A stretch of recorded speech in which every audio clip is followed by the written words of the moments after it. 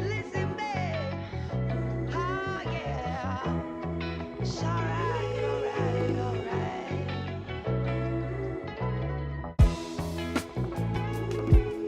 Listen, babe. Oh, yeah. It's alright, alright, alright.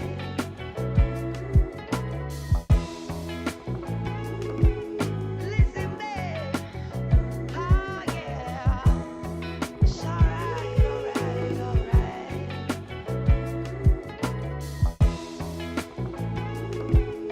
Listen, babe. Oh, yeah. It's alright, alright, alright.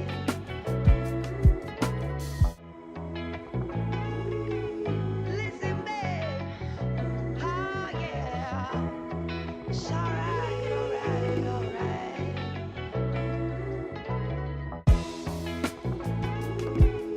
Listen, babe. Oh, yeah. It's alright, alright, alright.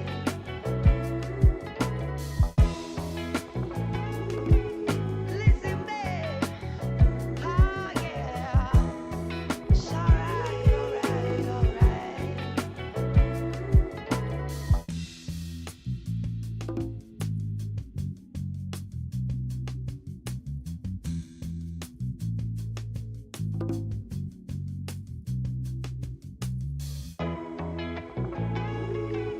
Listen, babe. Oh, yeah. It's alright, alright, alright.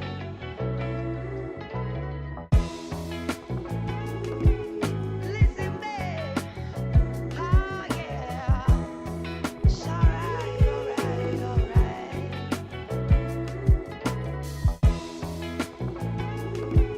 Listen, babe. Oh, yeah. It's alright, alright, alright.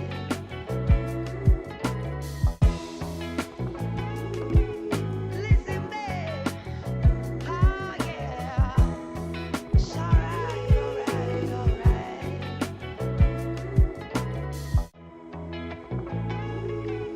Listen, babe. Oh, yeah. It's alright, alright, alright.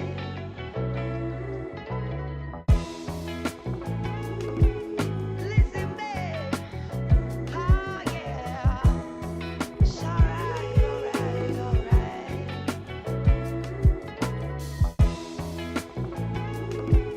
Listen, babe. Oh, yeah. It's alright, alright, alright.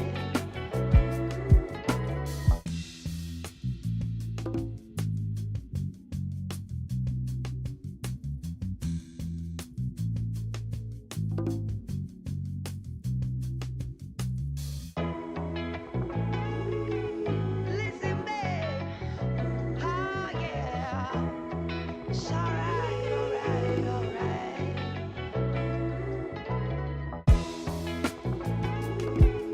Listen, babe. Oh, yeah. It's alright, alright, alright.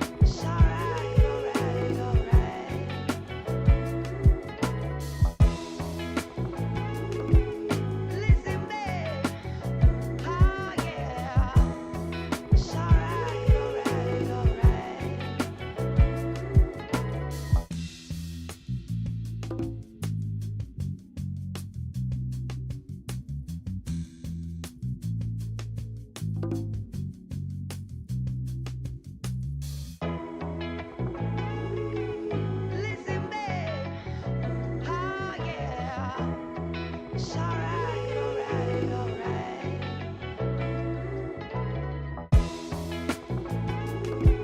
Listen, babe.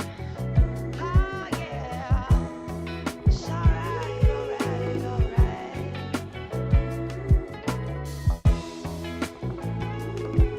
Listen, babe. Oh, yeah. It's alright, alright, alright.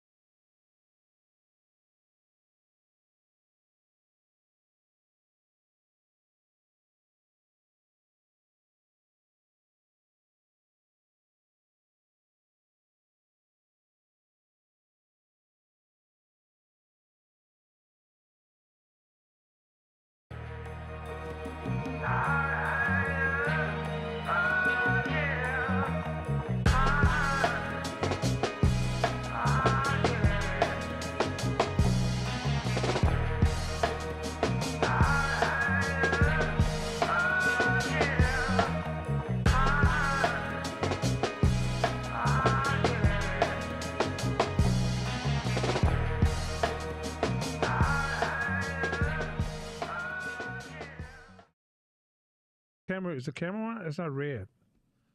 It's on, huh? What's going on? Hey, well, welcome back, everybody. Hopefully, you guys had a great 2 weeks off. Yeah. And this class is going to be a little different tonight. We're going to make this class called a conversation, where we're going to talk about things in the podcast, things you guys want to talk about. Do a check in with you guys. See what you guys, how you feel about hope at this point. How do you feel about yourself in hope? Do you feel, are you uncomfortable? I've had some conversations over the break. And so we're going to kind of jump into a full out conversation. And hell, me and Court may get lost in a dialogue up here. But I'm sure if you're in observation, it's going to be a lot of great material come from this class. But this class is really for us to slow down a little bit, check in, see what's working, what's not working. And before we get there, maybe you want to jot down some things you want to ask. Some of you guys can lob your questions up. I saw a lot of the homework being turned in, and I think we're going to cover most of it tonight. But if you feel compelled to ask questions from the homework, from the podcast, from your stage and your evolution, your personal business, or just how do you feel about court, whatever, we're going to talk about that. Yeah, no, it's about both of us. I was just joking. So that's the first thing. Second thing is this. I want to send a shout out to Fern. This weekend, me and Court went to the Black Vines event. It was extremely amazing. It was amazing. All the beautiful black folks out there. Black folks, it felt like Oakland. Black, Latino. It felt like the Oakland white people. All of us was all kicking it together, having a good time. It reminded me of Oakland in the 80s, right? When you go to an event and you just see folks and just full of smile and joy. Matter of fact, that's her brand, Joy. She sells joy. Mm. And the wine was from, I don't drink wine, but I was listening to the feedback, and folks loved the wine. Shout out to Star. She's also one of the our Hope family. Mm-hmm. Her catering was like on top 20. Amazing. Not top 10, top 20. Amazing. Star is such a humble person. Mm-hmm. Matter of fact, I met her sister, who's also just as humble as she is, and her sister's a doctor, just humble as she want to be, and like this high performing doctor, but she just so peaceful and mellow, right? Very accessible. You can walk up to them and say hi, right? And Star is like just seems like this very kind, loving, everyday sister, but performing her ass off. Absolutely.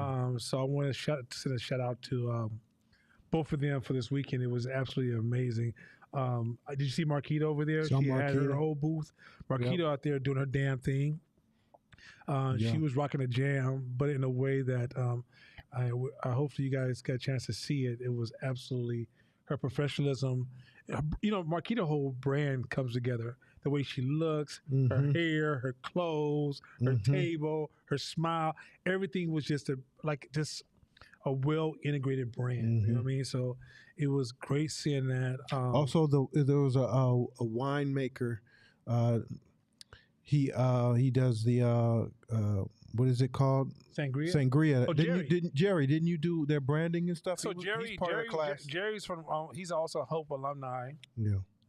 And people who had his sangria said that his sangria was, because usually sangria, you think about something that's just overly sweet and then it just becomes overwhelming to your taste buds.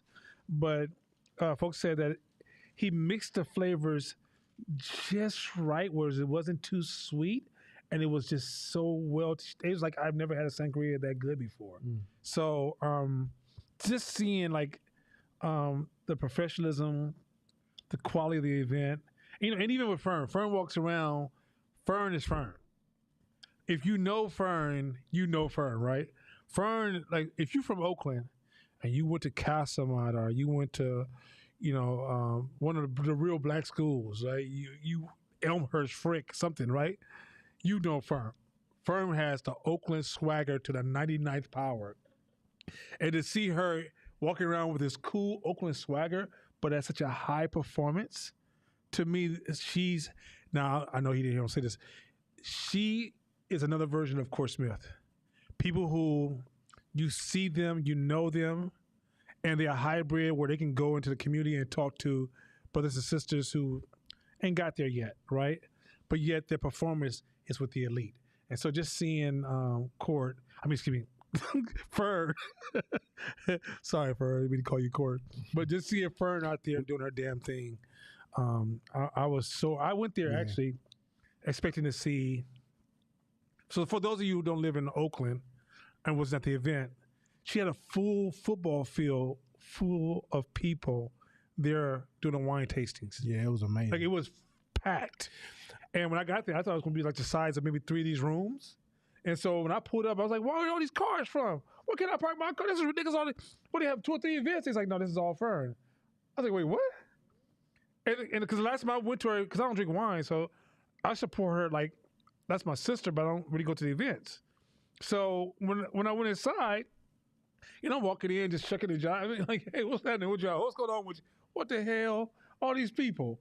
And it was, when I left, people were still coming in droves. It was just amazing. Like I said, we need those type of events. I know in Oakland, sometimes they feel hopeless because, post-COVID, we've seen a lot of crime and to the point that you can't park your car in Lake or downtown Oakland and without possibly dealing with some stuff. And to be able to go to an event and see all these positive black folks and even Latino folks and white folks who were integrated to the crowd, how we were all getting along, and it was just beautiful energy, absolute beautiful energy. Yeah. So hats off to Fern. Yeah, I wanna take this time out to talk about 2 things. One is,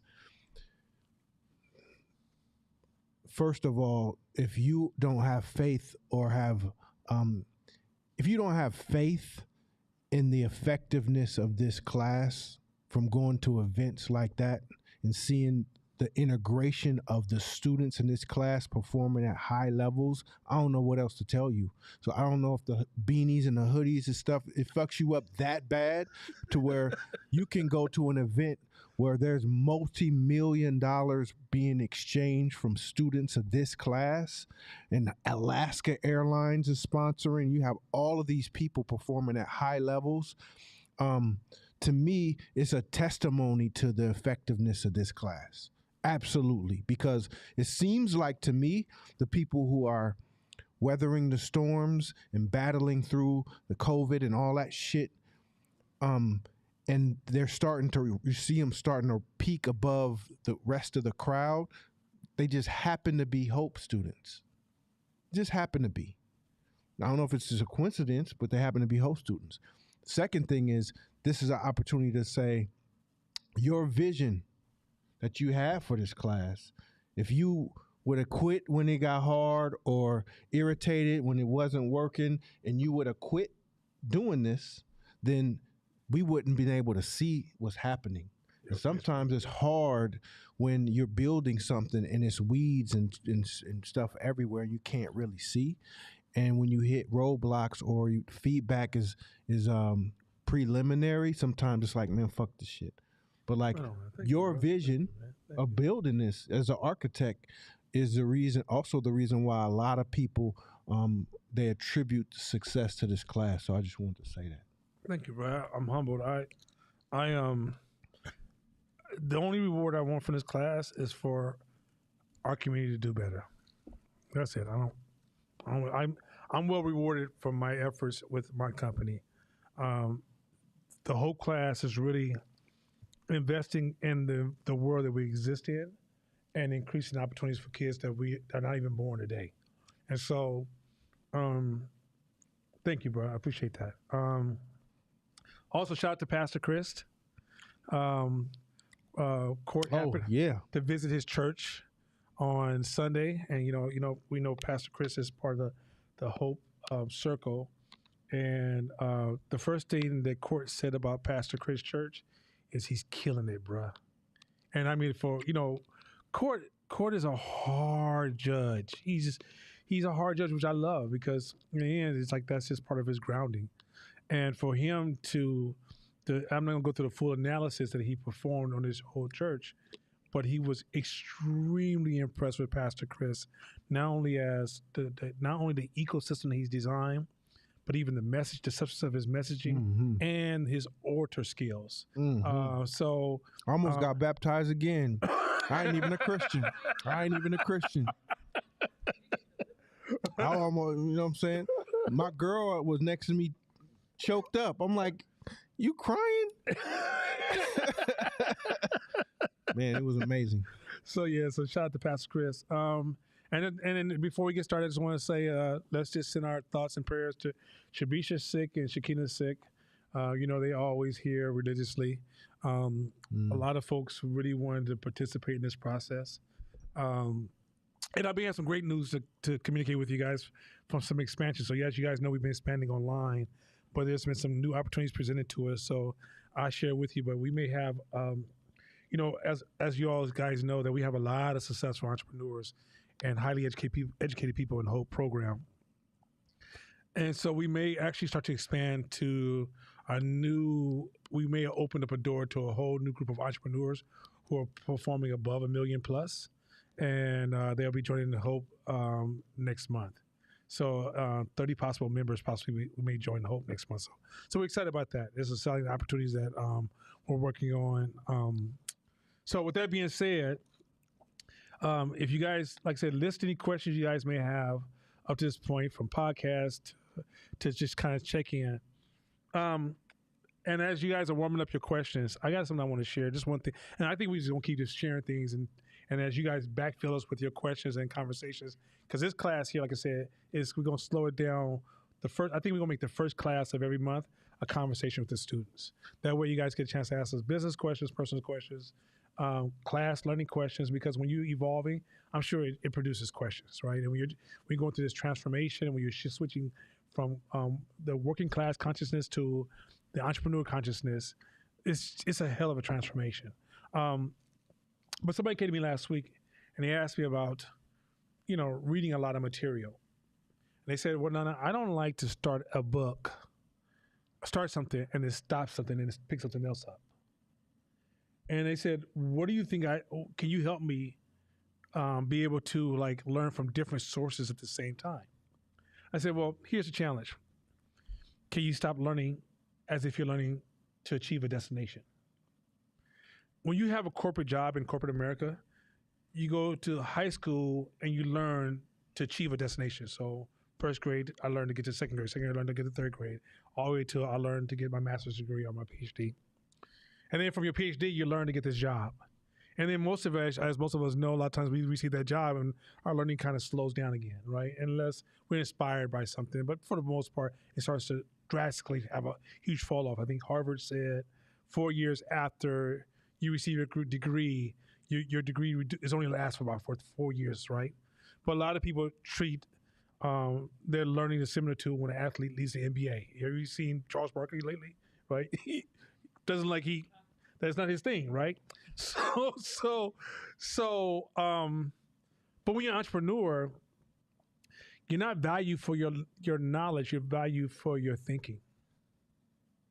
So when you're learning, you're not learning to accumulate large sums of knowledge that you probably can't use. You learn to expand your thinking to solve unknown or random problems. Or when you're in situations that you cannot actually navigate, you have principles and you recognize patterns, you understand mental models that actually help you kind of make better decisions, improve your probability, right? I think where we go wrong is that we're trying to use, once again, the working class consciousness of learning to get to the next step, the next stage, as if you're waiting for something to accept you or approve you, to where in the entrepreneur world, there's no one to approve us. The customer approves us. That means you constantly, and no matter how smart you are and how intelligent you are, your knowledge is not necessarily a currency with the customer. And so, in a sense, you're learning to strengthen your thinking to navigate your businesses or to scale or grow whatever you want to grow. But this whole idea of, stockpiling nuggets of information, a lot of times they don't become applicable because okay, for example, let's say I give you this one principle and you're like, oh, that's a nugget. Oh, that's a dope ass nugget.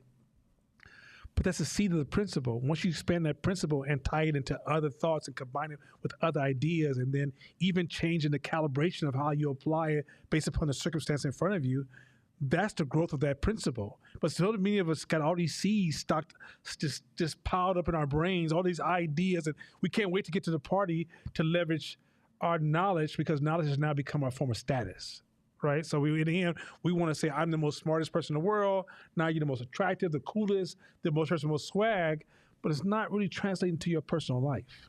And so as an entrepreneur, the reason most of our students have been in class more than 1, 2, 3, 4, 5, 6 years is because they are practicing the ability to grow their thinking, not enhance their knowledge. Any questions about that? We good with that so far? Or does it make sense?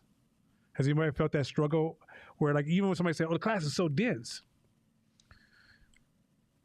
I want to tell you, like, if you ever go to the gym, and sometimes your workouts are really intense, right? Sometimes your workouts is a cool down. You know, sometimes you go legs, sometimes you go heavy, sometimes you go intense, and sometimes you only work out for 15 minutes. That's all part of extending your thinking and growing your thinking, right? But if you're looking at education as just, I'm gonna finish this to get to this, I'm gonna finish that to get to this, then you're missing the whole purpose of hope. Anybody else? Nobody? We good? Okay, go ahead. Oh, yeah. Come with your Saudi. And he lied on his feet today. He's been eating salads the whole week.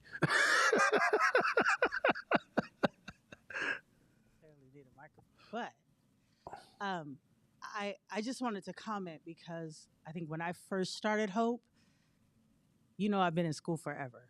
Mm-hmm. So it was an academic endeavor for me, and it was hard to get past read the book. I was an English major. Read the book.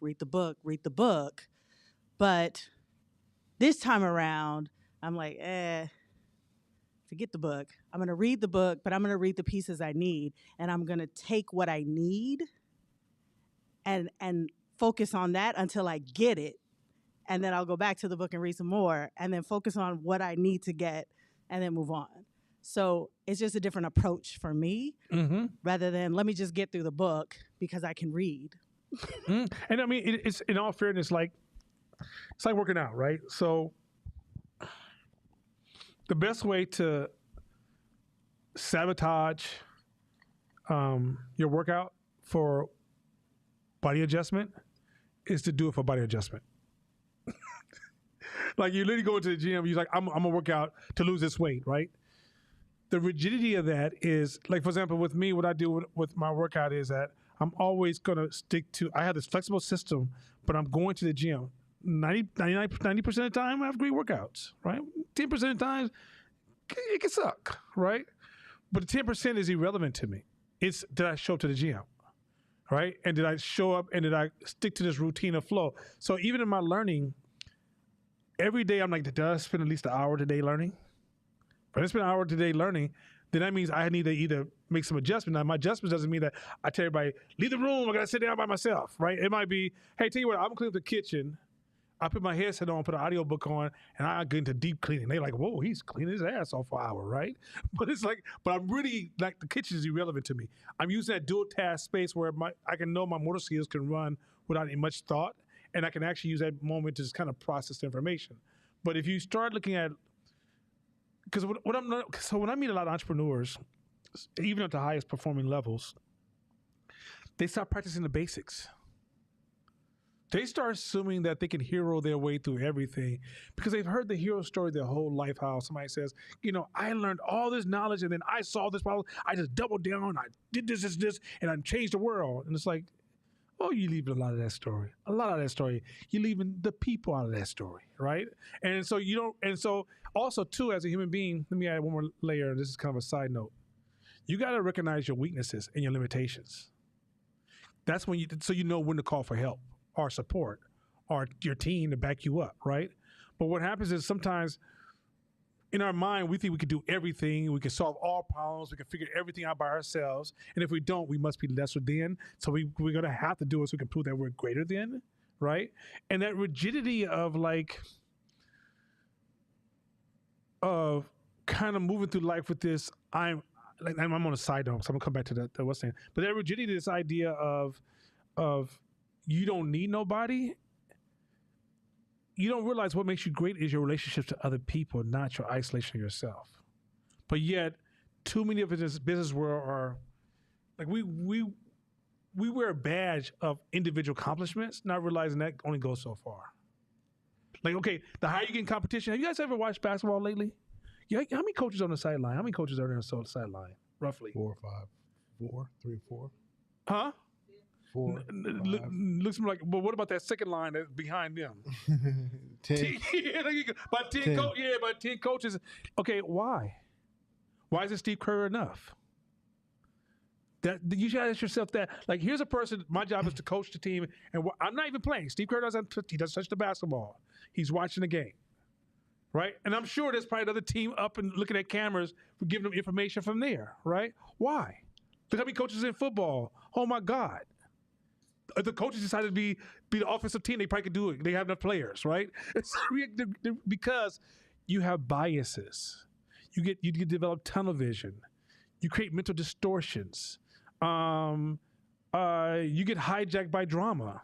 There's so many different things can happen, and I need different people with a diverse way of seeing the world surrounding me to enhance my performance. And it's the most craziest thing I've ever seen is like how we keep talking about business as it's a hero's journey, and it's not, right? It's like they were saying the new version of leadership is not that charismatic person that walks in the room and has all the answers. And like the Martin Luther King character that we've been taught about, because that's not necessarily who he was, but that's the character we've been taught. He walked in the room, he's like, I know what we need. Right? We're like, oh my God, we're gonna follow him, right? but what has become, what they discovered is that a powerful leader today is a person who can walk into a room and make others feel good about themselves. That's a whole different level of leadership. But in order for you to get to that level of leadership, you have to lead yourself first. That's where I was going to go. Knowing yourself. So, and what's the intention? What is the intention? Is the intention to read or the intention to learn? Is the intention to learn or to grasp something that you could apply to improve your business? So if that becomes the intention instead of I'm gonna read this book, then the way you approach it is completely different. Because at this point, it's like, okay, I read it, but I didn't get nothing. Let me read and listen to the audiobook. Let me read it again. Okay, now I get, okay, cool. Now I'm gleaming something from this. Because there's no grade at the end of these books. It's not like nobody going to see our grade. It's straight. Did you find something you could use, and did you try it, and did it work for you? So I guess it starts with intention. If it's like, all right, Nana told me to read this book, so I'm going to read this fucking book because that's my homework, and you hop into a homework mentality like it's school, then it's hard to really grab something from it, because you'll play that audiobook and be doing so much stuff, and you'll get to the end and forget everything you heard or didn't even hear it. But you did it because it went to the end, so I did my homework. Versus, what is the actual intention? Wait, why did he ask us to read this book? Did they read it and something happened where they leveled up? And then, you know what I'm saying? Why did if they asking me to read this book, obviously that there has to be something in it that can help level me up. So let me find it. Like if you approach it with that energy, then it like you're going to go after it. And it's more than just the reading. It's the grasping. Like, I think, okay, so, and this is where like I think oppression, Jim Crowism, and slavery has kind of fucked us up. And for my Latino community, you can feel it in the space as well. But we're so busy trying to establish ourselves and defend who we are, that in business you got to kind of live a life of curiosity. You're constantly trying to figure out, like, you never get so confident in any space in business. You constantly, because it's competition, everything's always changing. Even your customers are changing. Some of your customers are dying. Right? Like a new generation, new trends are coming alive, right? New competitions come to the game. There's global resource challenges. There's political adjustments. There's all these different things that are happening all the time. And yet we're too busy trying to rest on this I am. And in business, I am somebody who's always evolving. So who I am today may have nothing to do with who I am tomorrow. I'm in constant evolution. But when you get to the point where you're trying to stay a flag in the ground and say, this is who I am and this is what I stand for, the problem in business just doesn't translate well in business. And don't get me wrong, you have to know. So I was having a conversation with a sister who's performing at super high. I'm talking about above 10 million a year. And I don't think she had developed clarity on what are you fighting for? And why is that important? I'm not compromising what I'm trying to achieve, but I realize there's many paths to get there. Many of us don't adjust our paths. We become monopath. We don't realize, like, if you watch water run down a hill, it'll keep adjusting, but it's going, destination is going, it's going to the bottom of that hill. No matter how many times you see it go left, right, go up and down or above something, it's going to the bottom of that hill, right? But you got to be very clear of what direction you're going in. And many times, so for example, let me give you an exercise here. Let's say you have a product where you sell T-shirts, and your T-shirts are blowing up. And let's say you get to a point where your T-shirt says, "Black folks rock." That's horrible, but just go with me. All right, don't tell folks online, don't be trying to autocorrect me. So black folks rock, right? And everybody's it's selling everywhere. And you raising money, you raise 20, 30 million now because people are starting to see excitement. All the hip hop artists are rocking it, right? And you get to Target, or let's say Walmart. And you meet the persons in charge of purchases of products that come into Walmart, and they tell you, you can't sell your T-shirt here because it's offensive. You guys take it from there. Anybody? Go ahead. You had some questions online. Well, one, Vern said to tell you your sweater look but hella warm. Let's say with this question, then we bring the question back up again. So I want to get to the question is, they just told you the T-shirts are offensive. And stage 2, what's next? As an entrepreneur, anybody? Anybody? Go ahead. You want to take it out of there? Yeah. Find a different store. Nope. Go ahead. Ask them why is it offensive, so that I can understand the product that they're. Almost, but nope. Okay.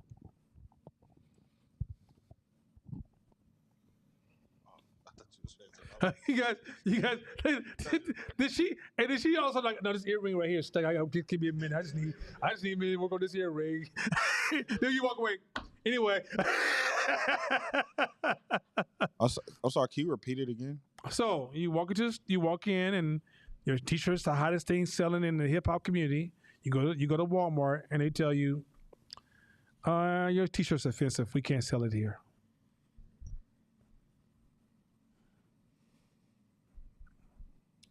To be clear, you're not trying to sell your shirts there. You just walk in, they tell you that. No, you're trying to sell your shirts. You're trying to sell your shirts? Yeah, you're trying to have them carry your shirts. Oh, okay. You're not just going there with your T-shirt on. They like, step up out of here, offensive. I'm sure they see much more offensive stuff walk to their door at that particular Walmart. But you want to ask him who you offending? I would imagine that's the first question. That could be partially part of the question. So I gave you guys a podcast a little ways back. The first question you want to ask, so what would it take?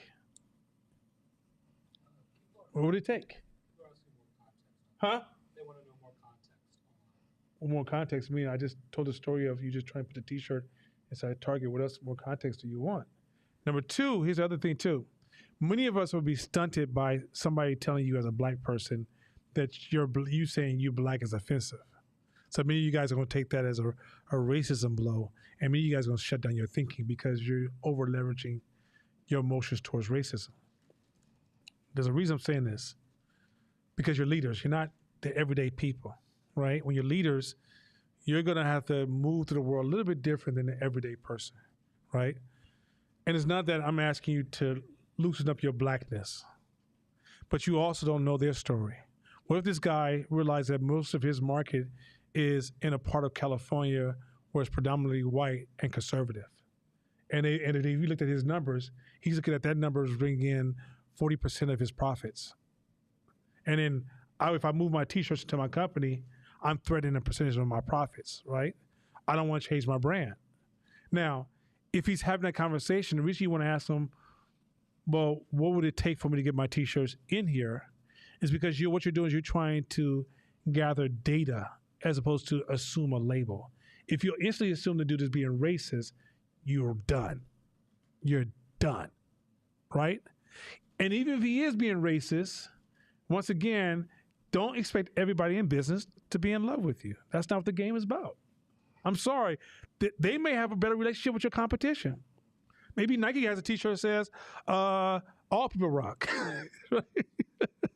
So corny. But all people rock, right? But where we often find ourselves being stunted in business as we're moving through business as it's a space of acceptance. It's a space of competition.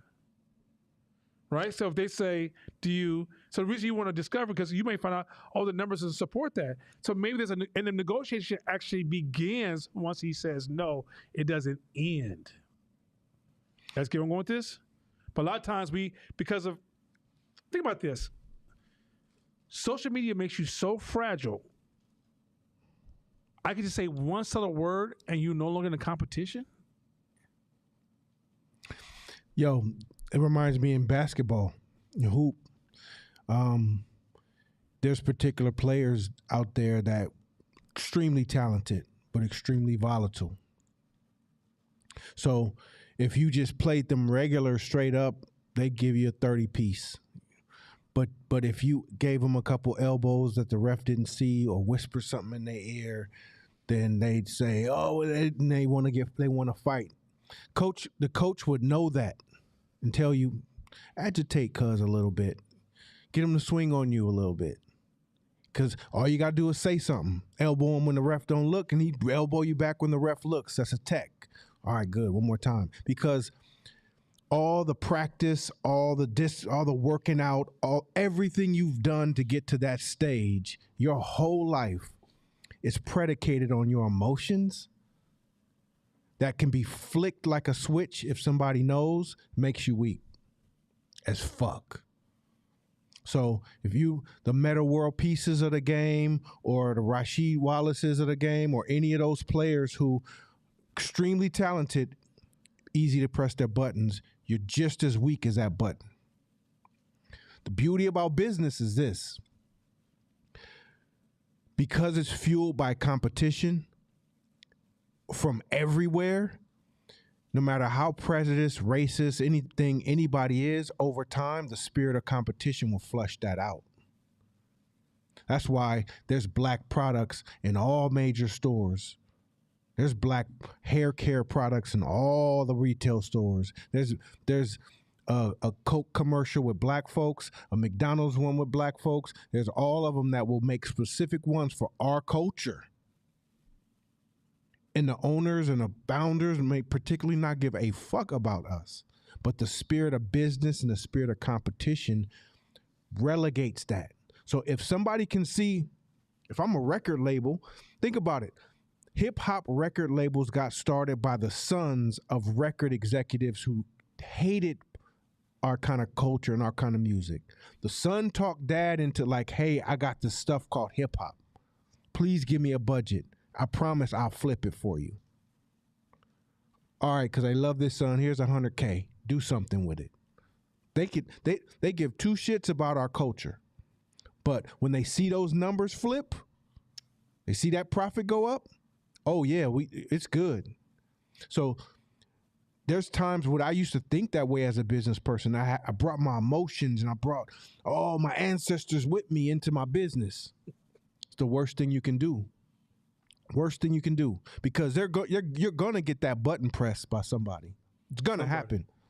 And what I learned here is how to flip it, because when they press the button and it doesn't work, like, oh shit, and you looking at them laughing like, yeah, I got you, motherfucker. So just for that, I'm doubling the price. I'm adding 20%. I'm adding 20% because I'm gonna make you feel guilty for it. I'm gonna put you on. Now I just raised. Now I have the high side. You have the low side in negotiation. Why would I fuck that up? I have high ground now. You have low ground. I'm not gonna fuck that up. I'm gonna use it. So non-emotional. Don't get caught up in your emotions about if somebody says, "Hey, boy," or this or that or that's offensive. Understand where they're coming from because you might find an angle. That's why a lot of music have clean versions, right? A lot of music have clean versions because I'm gonna give it to y'all, but I'm gonna go get this bag too.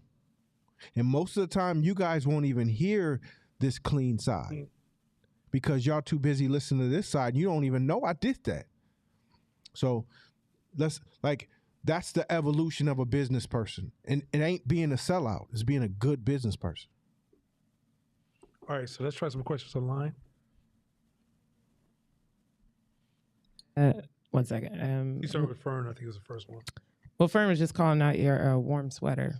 Oh, you said what? She said your sweater Oh, looks yeah, hella look here, warm. it's warm as out. Look here, it's cold as out. I knew which one to put on today. Iceberg slimming here. Shabisha's first question was, how do incentives play into our application of things in the book? Is a place of curiosity be understanding when we're putting achievement before actual application? Well, she Is said, a place of curiosity. Her second question was kind of, we'll just do the first half. How do incentives play into our application of the things in the book? how does what play into Incentives. Incentives. How does incentives play into Into our application of the things in the book? how does incentives play into?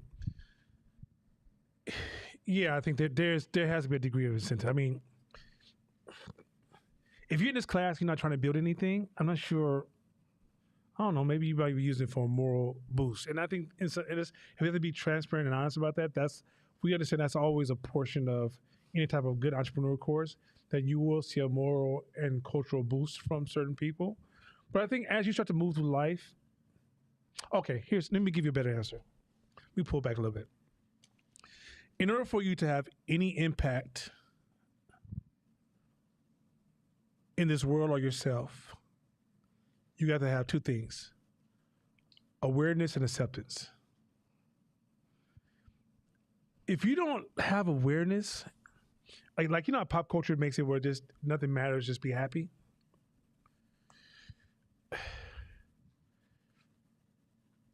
Without awareness, you can't even be a leader. You say, what do you mean? Here's a basic definition of a leader. Somebody who looks at something in life and goes, there's something wrong with that. Something has to be done. I'm going to do something about it. You just became a leader. That's that simple. But if you're at a point where you're almost like closing your blinders to all the problems in life and just looking to be happy, right? You're almost not even, I don't even know what this class does for you. Because you have to have a certain amount of awareness of what's going on around you. Then you need to have a certain amount of self-awareness. Why is self-awareness important? In order for you to become a good leader, you need a rich feedback system. And a rich feedback system increases personal awareness. Now, as you start to move through life and you have these things, these challenges and these frustrations and these things that you're not pleased with, these tools that you get from this class create their natural incentives to solve your own problems. Now,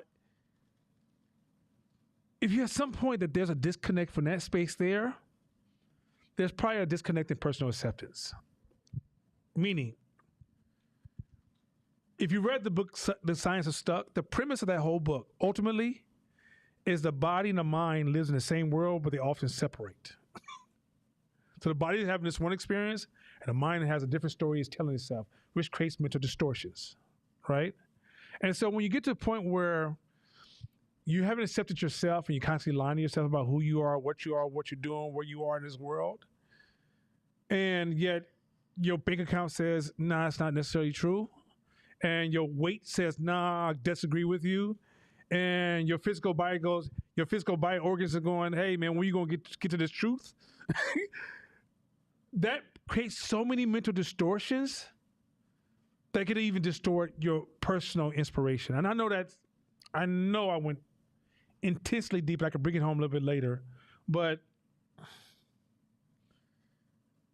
one thing about these mental models that we introduce in this, a lot of personal work that we work on, because we say in this class, before we can teach you how to build a business, you got to work on yourself first. If I give you 1,000 great strategies, you're the conductor of these strategies. And if you can't implement them because of things that's going on in your head or the separation between your mind and your body, I don't know what to tell you. So the class kind of has this two-part, like a seesaw effect where, Courtney's really leveraging personal work and I'm leveraging strategies, and then we're mixing them together, right? But if you feel like there's not enough inspiration in your life, it's probably because there's some disconnect between you and the reality you exist in. And that's kind of what that's all the Stuck book was really. If you look at Stuck Whole, if you go through all those themes, and what's the common pattern between all those themes is your mind is over here and your body's over here. And you're going to have to get to a point of personal acceptance to start to work on yourself. But and accept where you are as not bad. Like you're not a bad, like remember I say all people are good? You've gotten to the point where you are today as survival, which is the number one goal is to survive. And you made these decisions. Accept where you are today in order for you to go where you want to go. But the more you continue to demonize yourself, tell yourself you ain't shit, I feel so bad about who I am, I don't like the way I look, all those things that you're saying will stop you from getting to the next stage. And let's talk incentives a little bit too. So if we're leaders in this class, you have to understand how to use incentives to get the best out of your people. As you mentioned earlier, if great leaders nowadays, their job is to get the most out of the people on their team. So incentives are a key to this. So if you go back to the sports world, if you're a coach and you coach one way, then you may motivate and work for one or two players on the team, and the other 8 or 15 may hate your guts. Because say if you're a yeller, maybe 1 or 2 people you get the best out of them by yelling, but maybe 4 is triggered by yelling. 3, the other 2 curls up. They get weak. They get nervous when you yell. And on and on and on. So if you don't know the incentives of the people, that means you got to know your people, awareness. So if you're acutely aware of the people on your team, then you can start to learn how to incentivize them. Oh shit, I yelled at her and she scored 4 points that next game. I'm gonna stop doing that. I'm gonna try something else. You know they don't believe in you. You know they expecting you to fail. Let me try that one. Let me try an array of them to see which incentives work. Hey, if you score 20 points today, I'm gonna buy you a. Right? You're trying to figure out your people, your team, the people around you as a leader. If you're only paying attention to yourself and what makes you happy or what makes you incentivized, then you're missing out. You're missing the whole point. And then you're not going to get the best of your team. So as a leader, now you can overuse incentives too, but they have to be a tool in your toolbox. I want to tie in something he just said. So you guys know we released a part on giving and givers, matchers, and takers, right? And I know some of you guys are struggling with that. I know many of you guys who are probably taker matchers think you're giver matchers, but you're really taker matchers, right? You said, no, damn, you're just going to call me a taker matcher? Well, first of all, you got to remove your moral thinking from this conversation because it's zero reflection of your morality. You could be an absolute taker in society and be an absolutely highly moral person. Being a taker is more or less a reflection of what you've been through, not who you are, right? So let me give you an example of a taker. There's this general who said he lived his whole life to further his career, right? He lived his whole life to further his career. And then one day he woke up and decided, I'm not going to live my life to further my career. I'm going to live my life to build people, to help people. And he said it was the best decision he's ever made for his business career, because as he started to stop focusing on his career and start focusing on the people would never let him fail. The people got behind him and drove him in ways and created opportunities for him that he could have never created for himself. right? The difference is he was a taker, which is I'm living for my career. I got to grow my career. I got to build my business. You're moving like a taker. When I started 510 Media, watch this. I said I was super pro-black, going to the flea market. I started seeing the pattern that everybody was talking. We was talking loud, but not and saying nothing. Meaning we weren't doing nothing, right?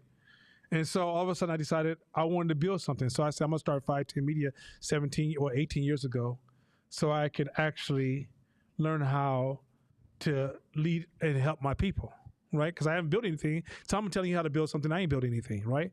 So I started my company to show up to my people. Then as I built my company, I wanted my company to be a version of Black Harlem, where Oakland's version of Harlem, where Black folks would come and engage each other and network. Now, mind you, I'm building a marketing and branding company, but I'm always thinking about how my company is going to show up for my community. Then I'm sitting at my desk. Once we start to we're making a lot of money. Things are going good. I look at my business partner and say, "Hey, man, Black people don't know the shit we're doing. The stuff that we're doing is like foreign language to my people. I think I'm gonna start a class tomorrow and build a program that you're in today. You see how everything I'm doing is to give to my people? I'm not building stuff because I got to be successful. I got to prove to y'all. I got to see where I came from. I got to let everybody know. You're a taker. Taker is not that. When you guys think about thieves, like because you use the word taker and thieves, it's easy. I see the association and how easy it is, right? And this goes back to what Court was just saying. It's hard to see others when you're worried about yourself all day long. There's been people sitting, I know you guys have been in circles where somebody's like, yo, hey, how you doing, Charlize? I'm working on this thing. I realize that my emotions are off, or my distortions, or, I have these fallacies, and you're like, oh, you're just a taker. You can't even be in this moment in a conversation with me because you always worry about, am I right? Am I thinking? Is my career going well? Am I happy with this? All this I. So when it comes time to see the world to extract, because the world gives you inspiration. You know how many times I've been in my bed and I'm laying there and I don't want to get up because I'm like, that was a hard ass week. This is Monday morning. I don't know if I can get up. You know how I get myself up? Man, there are Black folks right now laying in their grave who worked in slavery. You get your ass up, go work for your people. And that's how I get up. I promise you, no drug. I remind myself of all the ancestors who came before me who put that work in. And I'm over here complaining because I had a hard day taking pictures. No comparison, right? I'm saying I pull the energy from the same thing I get from. It's reciprocal, right? And there's a benefit here that many who are so self-focused can't even fathom the serendipity and magic that comes from serving others. It's not serving others is not okay. When you serve others without boundaries, it does become draining. If I just yes to the point I'm saying no to myself, that's a problem, right? I have to keep my tank full to give everybody a ride, right? And so getting back to what Court said, that a lot of times if you have a coach who's thinking about what it's going to take for me to win, I got to get this next position as a coach. He's not going to see the players the same way. But if he cares about the kids and their experience on this team, because he realized, winning this game is not their whole life. It's 1 year. It can impact the rest of their lives. And so I want to make this the best possible experience they can ever have, win or lose this championship. And he really wants to give to those kids, that he can put himself in the shoes of each one of those kids and have the level of empathy that a person who's self-centered can have. So that's why when I taught this give versus take, you guys thought I was teaching you guys a moral lesson. I was actually teaching you a leadership lesson. Yo, that's a great point. Think about this too. If you're having trouble selling your products to people, if you're having trouble growing your social media platform, if you're having trouble whenever it comes to you front facing to the outside world and nobody's fucking with you, you might be a taker. Because they can feel that energy. How you word things. They can. How you speak. You get attacked for it, actually. And people, it's a turn off for people, because when people are reaching out, they're going out to receive something: laughter, entertainment, distraction, diversion, a product to help them. Because most people are self-centered. me, right? So we're leaders. Most of the world, they're takers. That's how you make money. Because most of the world are takers. I need something to fix me, to make me feel better, for me to taste good, to make me look better, to make me feel better, look better, everything. So when people are scrolling or looking or going, they're looking for people to serve them. So if you show up and you got a commercial and he's like, this is my product and I'm blessing you with my shit. And like, I'm the genius at what I do. So I decided to step off my mountaintop to come talk to you little people and give you, ain't nobody gonna you're like, how come I only got 4 likes on this? That's your mama. Because you're a taker. One of them is your mom. One of them is you. Because your energy is a taker energy. They can feel it. They can sense it. Givers, people who commit themselves to serving others are always looking for ways to improve their giving. And if you don't move like that, oh look, I'm so amazing. I'm so amazing. Nobody gives a fuck. Now if you happen to be in the 1% of people who are built a certain way, look a certain way, you're entertaining the other people. That's how it go. But in business, if you're a giver, then you're not gonna have a hard time people saying, "Ooh, that's dope," sharing it with somebody. You gotta fuck with that. That's dope. Check this out, because they want the social status of being able to put some of their friends on. Hey, I told you about that. It's good, huh? So you got to work on flipping your energy to being a giver, to always being of service, and practice being of service to others and get in that rhythm. Go ahead. My takeaway from that section is that to build a system of empowerment or empowerment into the system of our leadership, because as you said, is as a giver and a taker in certain situations, and adapting to different people's, how you empower them is based on basically their personality. I think that my takeaway from that is how I would build that empowerment into my system when I'm leading others. You said how you would do it? How I would build empowerment into my system in order to empower others and empower myself in a way that's it's I'm not sure if it's a build out or changing your base.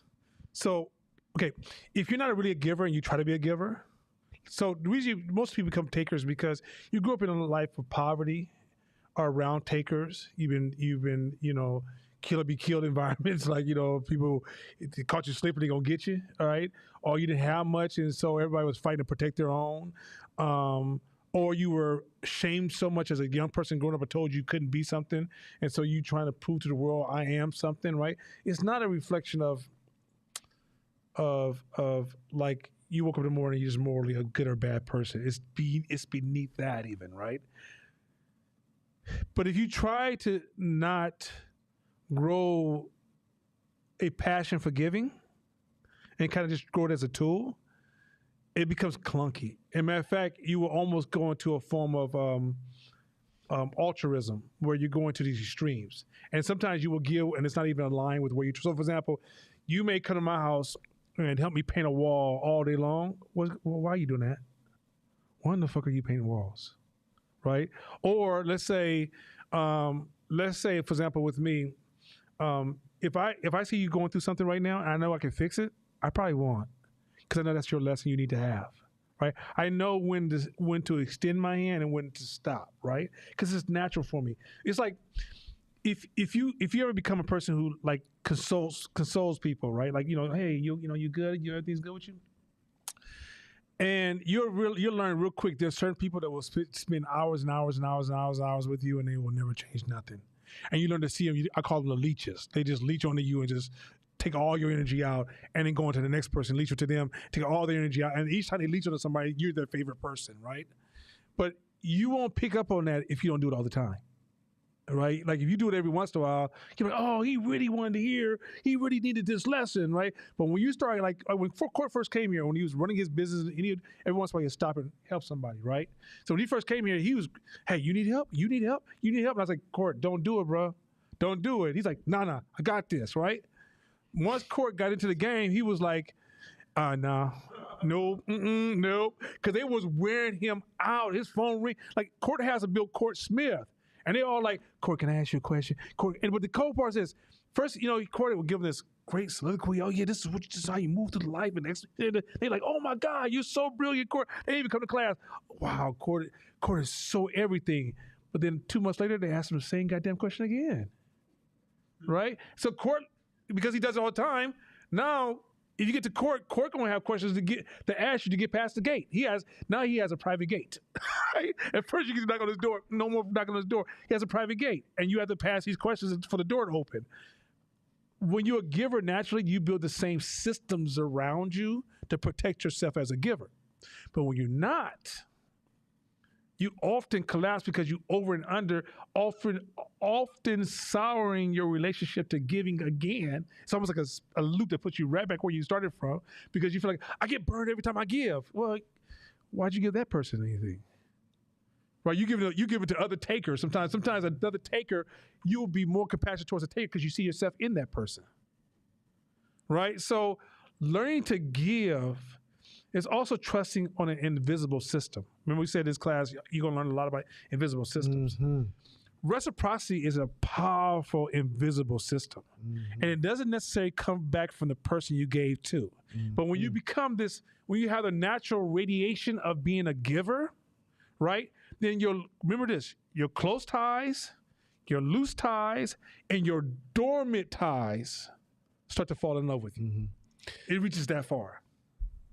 Yeah. I mean, and culturally, us as Black folks, we're bred to be takers because of how we grew up. Scarcity everywhere. Scarcity everywhere. Most of us grew up places of scarcity everywhere. In addition to the understanding that we were inside of a systematic, oppressive system built for us. So knowing that this group above us created this scarcity and put us in these places and perpetuated the system, and then us being in it on a micro level every day, we're damn near bred to be takers. Fuck it, I don't give a shit. I got to get mine. The world owes me. So you feel, if a lot of people feel like the world owes them. Have you ever gave something to somebody of significance and they took it and walked away like it was no big deal? It's because, and they're people that you know and cool and love, is because internally, if we feel like the world is forever indebted to them, if a person feels like the world is forever indebted to them, it's never enough. You can give that person the world, and it'll never be enough. So us as leaders damn near have to reprogram our brains, because it's almost like the airplane pilots who, when you get to a certain elevation, you can't see the ground, and you can sometimes lose up or down. So you have a gauge down there that tells you where the horizon is and tells you if you're upside down or right side up, because you no longer can use your own thoughts and mind. And if you want to start becoming a giver, you have to start manually checking in with the horizon line yourself to say, nope, I got it, and start creating the muscle and tweaking muscle and damn near learning all over again, almost like learning how to walk. Thank you. What gratitude feels like, because the world don't owe me shit. So everything I get that's good, I'm gonna say thank you. I appreciate you. Thank you for that, man. I could be dead right now. Start learning how to say thank you for things. That helps you become a giver, because when you say thank you and when you express gratitude, you start programming programming your brain that there's more than enough, that you're not in scarcity. So then that can start letting you, oh man, yeah, hey. And as you grow and build that muscle, that's how we can transfer from being a taker to a giver. You guys know I'm alumni at Castlemont, right? Let's take hardworking folks who are beneath the poverty line and single parent household off the table. Castlemont is Castlemont because it lacks givers. You don't need money to give. If all of us said, hey, That's a problem with whatever local high school or junior high school in Oakland that we're having a problem with. And I want to be a part of the solution. If we have more giving mindsets around in our community, a lot of these problems can be solved by ourselves. But when we're looking at it from a, when is somebody gonna come and fix this for us? Why do you feel so entitled? I'm like, who do you think you are? And I think also too, we're stuck in a myopia that's influenced by television. So we think the world has really been like 1950 television and up. And we don't realize if you go back 100 years ago, the shit we have around us, we're living in an overabundance almost. Compared, if you go back 100 years ago and you see the level of poverty, I think it was Lyndon Johnson that said war on poverty, right? Because it was so bad, so bad. And even in the Midwest, it's really, really bad, right? And yet, in the Bay Area, we're almost living in abundance. And yet, it's almost like our mind is not connected with reality. Going back to that earlier conversation. Here's a fun one. How many of you think that black people want more freedom? Anybody? You think that you hear most people like me say they want more freedom? Okay, what would that look like? What would that look like if we had more freedom? What would that look like? Anybody? Go ahead.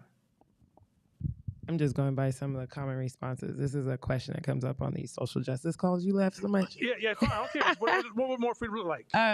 Reparations always somehow gets thrown out there. Okay, and then Number what? one. Financial freedom is always brought up. I mean, we're not going to get why they say it, but financial freedom, living freely amongst their own people. Free, I guess, white people around them. I don't know. There's been which one of those don't exist? All of them. No, they all exist. I mean, they all exist. Did I say which one don't exist? The reparations. So okay, if you get up in the morning tomorrow morning, where's it you can't walk? Tell me where you can't walk. Like you just decided to go for a walk right now. I mean, outside of gang infested areas. But where would the police come down or the government come down and say, if you don't get your ass out of here? Right? Most of America, right? 99.9%. We remove take the military bases, which is a very small portion of American land. Let's say 98%, 99%, right? Where's the middleman in today's era that's stopping you from selling your products to me? Who's an organization that's stopping your shipment or distribution through UPS of the products you wish to sell? Where's the white guard standing on each corner preventing you from engaging with your people who has enough wealth to save MGM and New Line Cinema? Shit, keeping Adidas, Nike. Adidas just told you, yo, Kanye, please. Yeah, look, $2 billion. Man, we don't even piss this one black dude off, right? Kanye. When's the last time you shipped a product to Chicago and the government stopped it and said, hey, you can't be sending these socks to people in Chicago for sales? When's the time you got on a plane, they told you can't use that plane? I would challenge you that a lot of our limitations is our ancestors' trauma. We have not figured out where we are today. And I would argue that in human history, with the doors are open. James Brown said, open the doors, I get it myself. We're losing the get it myself part. Like, between me and you, white folks in Walnut Creek don't give a shit about what the fuck y'all talking about. They got their own shit to worry about. You know how much energy it takes for me to give a shit about you? That means I have to give up something in my life to give a shit about you. So the reality is that, yes, small towns, racism of the 60s, Jim Crowism, systemic racism, all that stuff is real. But even with systemic racism, right, why do we make that a fixed point? Let's just say, okay, Castlemount is designed from systemic racism, right? Why is it the end of the story? Why isn't that a new chapter? Like because in business, we're talking. This is a leadership class. This is not. I'm not talking to the masses of black folks because they couldn't handle this. It's too much fragility. That's down the hall. That's down the hallway. Yeah. This is fragile class down the hall. Paint your nails. Anyway, point is this. So it's just a softer class. Nobody wants to deal with emotions. But in business, if the competition puts up a barrier, it's just a challenge. it's not the end of the game.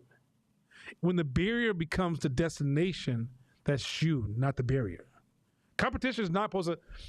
I'm not going to let you just like you ever seen a father play with his son? His father used to play basketball, and the son is coming up in basketball, and mama come outside, and father's just blocking all the son's shots because he's telling the son, "You're gonna have to beat me if you want to get to this, right?" But y'all want you want the son to take the shot, and you want his little brother to be up there to catch the ball and drop it in the net every time. That's the world you live in. You think when white folks decide they want to do business in China, China's like, oh, come on in, do whatever you want. It's okay. They got barriers. When white folks want to come to East Oakland and do business, they have barriers. When liberals want to do business in the Republicans and conservative areas, conservatives want to do business in liberal areas, they got barriers. But guess what they do? They figure that shit out. It's a fixed mindset, which is one of our podcasts. The way we talk about racism is a fixed mindset.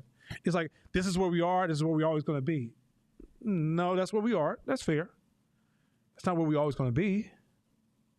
Because some young person's about to be born tomorrow and show you were stuck in your mentality because they're going to walk right around that obstacle like, why y'all all stop? It's only this big. Just step over it. But in our minds, because our ancestors told us stories from the 60s, we're still looking at the Black Panthers version of that wall, which was to the ceiling. And it was 20 feet deep. And it was kind of overwhelming for them at the time. Totally get it. I'm not because if you look at the history of America with black folks, it's some shitty shit that went down. So no one's discounting the reality of it. I'm saying if we're leading people into the future, we got to put our obstacles into context. That's all I'm saying. So don't say, I say don't believe in systemic racism. Of course I do. No, yeah, it's not even that. It's in any system that gets damaged, whether that's internally, your body, externally, a tree, animals, wherever the devastation happens, there's a process. A process of dying, a process of recovery, regrowth, and then new growth happening in any system. If you get your arm cut, you're bleeding out at first, but then there's white blood cells and clotting that happens to start sealing up your wounds, and then over time it heals and heals and heals to where one day you may see a scar, but you're healed up. And I think what we're saying is there's a different group that shows up in every part of the process. And in black culture, there's just a devastation hole that's just sitting there devastated. And us as leaders, we're saying we got to be the ones to start the process, rebuilding. And yes, it's different. And yes, we don't get to lay around like everybody else. And yes, we don't get to wait for reparations. We don't get to cry. We don't get to say social justice. We don't get to do none of that shit because we leaders. And it's harder. But so what? Because our job that we committed to is to help build our culture and our community and our black folks. So we have to get out there and start being the ones to say, yeah, fuck that shit. What can we do to fix? What can we do? Grab a shovel, grab a broom, grab something. Let's go. Let's start cleaning up. And if we don't do that, because the last 50, 60 years, like when we went to Tulsa, Oklahoma, it was exactly that. Tulsa the bomb happened. That street looked like they just swept up some little bit of shit and the bomb's still there. It does. People devastated. Mentally devastated. And these are people our age, wasn't even born around that time, but the shell shock that they had in their eyes looked just like it just happened last week. And it was like slow moving cattle who have been devastated by something like that. And what we're saying is, come on, yes, that was fucked up, but come on, let's do something. What are we doing now? It's 2023. I could pop some shit on the internet right now, get a Shopify account, start grab a products, drop ship. I can do all kind of stuff and learn how to market and brand and get better and attack the market and use what happened as a way to generate massive amount of revenue for this street. Instead, it was a museum who donated money to build something on that street. more social, more. Here you guys go. Here, here's a bottle. Here's a bottle for you guys. So we gotta think warrior mentality in that particular perspective and say we gotta be on the front line helping build our community.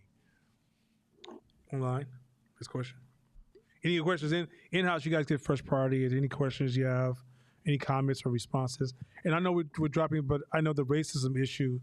I'm seeing it hurt some powerful ass entrepreneurs at the top because they take on a racial hit and they get trapped and they're making it too. They're giving it too much attention to a point that they're even crippling their company sometime and over responding to it, right?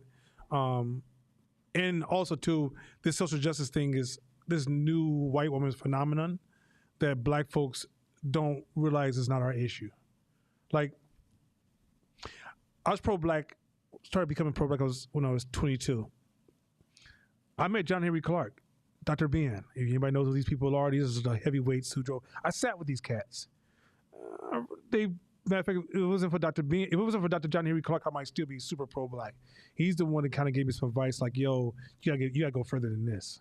But anyway, do you know how long it takes to know how to see a group of people and the diversity of people? Black folks are very diverse. When you say black folks, that's an easy phrase to use, but when it really comes to black folks, we're broad range. Broad range. And complexities of our culture and how we got here and all the psychological effects, impact is so complex. Social justice, which was developed on social media from popularity, that was also driven by white women coming out of universities. They can't see you. Okay, I'm gonna hit you with neuroscience because sometimes y'all might think not as opinionated, and I'm kind of, I gotta fix that. Your brain treats any principle that you have no history with as noise. So, for example, if you're walking down the street and a bush starts to move, your brain doesn't react to anything. Your brain is constantly predicting. That's how Josiah just got up and got him some food. He didn't have to think about every step he's going to take to go get his snack. His legs automatically predicts what is necessary to get that snack. I'm not exaggerating. That's how your brain is not reacting to anything. It's a full prediction-based machine. It feels reactionary, but it's predictions. But if you don't have data, so for example, you're walking by a bush and a bush shakes. If nothing's ever came out of the bush and you've never seen a show where a snake or animal came out the bushes, you would just see the bush shaking, just do. There's no reaction. But let's say when you were a young person and a rat ran out of those bushes or a snake came out of that, your brain automatically starts sending blood. As soon as that leaf just moves or something, your brain says, send blood to the legs because we about to get down, right? Let's say you only saw it on television. If your brain only saw it on television, your brain creates a simulation because it doesn't have real world experiences. It says, oh, this is a simulation. So it's kind of weird how it might respond. It might be like, do I need to run now? Is that the right one to run from, right? Because your brain knows it's time to run, but it doesn't have enough information because it didn't have a real life experience. But if it had no experience at all, the grass moving is just noise, and the brain doesn't even perceive it as something it needs to be aware of or pay any attention to it. So a white person who didn't come from your background, who didn't live the life of every day watching your bush be rattled, which is racism, they gonna tell you from their simulation and inability to observe because they lack the experience, solutions to your problems. And because you're looking for acceptance from white folks so bad, you embrace social justice. Not realizing that's not your struggle. Your struggle is to build, not to shame white people who are prejudiced. You really should stop giving a damn. Like I noticed, like I think I watched one video one time on YouTube. You know, YouTube, you watch a video or something, it's coming at you, right? Like one time I watched, they had this Brazilian woman, and she was a runner. I'm not lying. And they showed us her body curves. I said, is this real? And I clicked on it one time, right? So about a month later, I tell my wife, I say, no, come on, look at this thing on YouTube. I'm looking for this article on YouTube. And it's nothing but these women with big booties just flowing up. And she said, what do you be watching? I said, no, that's not. YouTube would do Cap. you, man. That's not cap. That's that- cap. that- That's cap. No, that's strong enough for me. No. So no. So the same thing with if you watch. I watched one Karen story. Now this white person said this. This white person said that. Why are they doing that? Because it has currency with our community, right? You shouldn't ask a white person ever, how come you didn't see that racism? That's not their principle. They never had that experience before. It's noise to them. White people can't take on your responsibility because most of your issues are noise to them. It's not a good or bad person. It's no reflection on them as white people at all. That's not their experiences. Just like if you're in the business world, okay, so Dave Max called me the other day. He's like, yo, you know what I like about Hope? I said, what's that? He says, I've never ever realized how many people are having leadership conversations around me. At first, I couldn't even hear these conversations. If you've been in Hope for a year, you develop this glossary of language that all of a sudden you're in a room and everybody's talking, and instead of you hearing LeBron James scored this last night, you're hearing somebody going, well, we actually analyze our mental models in this situation. We use a first principle thinking, and we approach it, and you're like, what are they talking about, right? It's because if you've never been deep enough in the business world, a lot of business dialogue is always around you, but you can't hear it. It's just noise. So you think, oh, white people are hiding knowledge from me. No. If you don't have the language and you don't have the experience, I can say it in front of you and you won't see it. You will go on Netflix and you will pass my show up every damn time because there's nothing in your brain says that's important, right?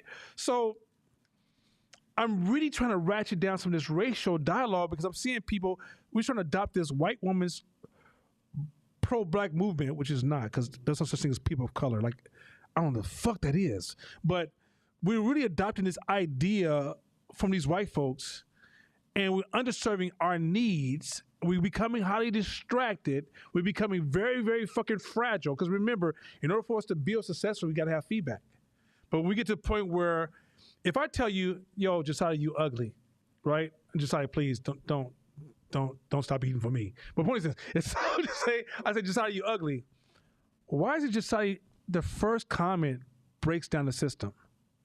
I don't know about you, but being black in this country, I was told, you better take more than just one comment to break you down, boy. Matter of fact, let me tell you what my grandmother said. You mess up your grades because somebody insulted you, we got a problem. Sticks and stones gonna break your bones, but words will never hurt you. What she was telling me is like, you're a black child climbing, and you can't let single words be enough to take you down. But in this new society, they told you that they made you so fragile that one comment is the end of the battle. On the streets, one comment is your life. There's a report that came out just recently said that when you take these reports with a grain of salt, I always say reports with a grain of salt, but it said that corporate America is starting to complain about the new labor coming out of colleges right now. They're too fucking fragile. They say they're not qualified to just to be in the office every day. So now you guys can see where when I'm for last 3 or 4 years, I've been like, I hate social justice. When it first became popular, I hate fucking social justice. I love black people. I love all human beings. I think all people are good. I believe in fair treatment. I believe in measuring people on merit, not race or gender or any of that shit. But this whole idea of making people so fragile, safety has a sweet point. Safety is great, but it can get to a point where it loses tolerance for things that has low risk, right? Being justice is cool, but if you go overboard with it, it gets to a point that it becomes a weapon against most people. This social justice thing, we gotta realize it's okay if white people want to do social justice. I'm not trying to change them, and it might be where they are based upon their level, their evolution. We gotta realize we're not white. Let me say this again. We're not white. My hands went like this for a reason. I didn't say we're not white. We're not white. We gotta start climbing that mountain. We can't keep acting like we're at the top of the mountain and we just setting up nice little tents and we're having wine parties and everything. No offense for wine parties, because I'm not taking wine. Firm, no, I'm not taking wine. Those of you who got wine, enjoy your wine, especially if you want to buy wine. Make sure you connect to Firm. But the point is this: I'm saying, but a lot of us are aligning ourselves with white people's way of thinking and challenges and problems and issues, and then realize that yes, we can all get along, but understand that we're on different journeys. This is not an anti-white conversation, because I'm not anti-white. That takes too much of my energy that can be used to help black people. But what I'm arguing is that too many of us don't realize that we got a different journey. Put our life in context and realize that, hey, we got Castlemont over there, and that's not okay. We got East Oakland that's like wilding out from poverty, and that's not okay, right? We got young black kids where over 50% are not graduating from high school. That's not okay. And yet, we are into taker space of, what am I going to do with my career? How am I going to get my life together? I promise you those things will come together if you want real momentum to knock down any wall of racism, stand for your people. Hey, this too is, we can't control the world. We can't control the outside world. We can only control ourselves, right? If we are observant and we see the world for where it's going, what it is, what's more powerful than a strong person in a weak world? If you see the world's weak, be strong. There's nothing more valuable than that. Like being a leader in today's world is one of the best things you can do, because you build muscle that the world's not building. You have intellectual capacities that the world is not developing. You're putting yourself in uncomfortable situations continuously to strengthen yourself when the world ain't doing that. So when there's an issue, event, a catastrophe, a problem, guess where the world's looking? People like you. Because you've been in a gym. You've been in a mental gym. You've been in a physical gym. You've been in a spiritual gym, making sure you built yourself up for those particular situations. You want to raise at your job? You want to be promoted? You want to become the VP? You want to become the CEO? Or you want to be the entrepreneur and build your own business? Continue to build yourself as a leader, because all those particular positions and places require mental, physical, and emotional strength. Lots of that shit. So in a world where military can't even get people to join, and the ones that do join can't pass the physicals, and everybody's mentally weak, and there's always something. When you become a beacon in your community or at your job, when you can diffuse situations where people are melting down and you're strong enough to say, okay, cool, let's calm down, let's figure out a solution. Over time, people are going to be looking to you. And that's how you solidify. Then you ain't afraid of fucking AI. You ain't afraid of Chat GPT or any of those AIs out there, because an AI cannot be a leader. Just think about that. Think about that. It could do all sorts of amazing, incredible, wonderful things, but you know what it can't do? Be a leader. So that's what this entrepreneurship class is about, is building leaders, and leadership is hard. That's why we say, man, no, can I just be, this is too much right here. Can I just go over here, or can I just try to do this one right? No, bring your ass back over here and we're going to do this one. And this is hard because we're building this muscle. And once you build it, guess what's going to happen? You're going to stand out and people going to need you, and you're going to be a leader.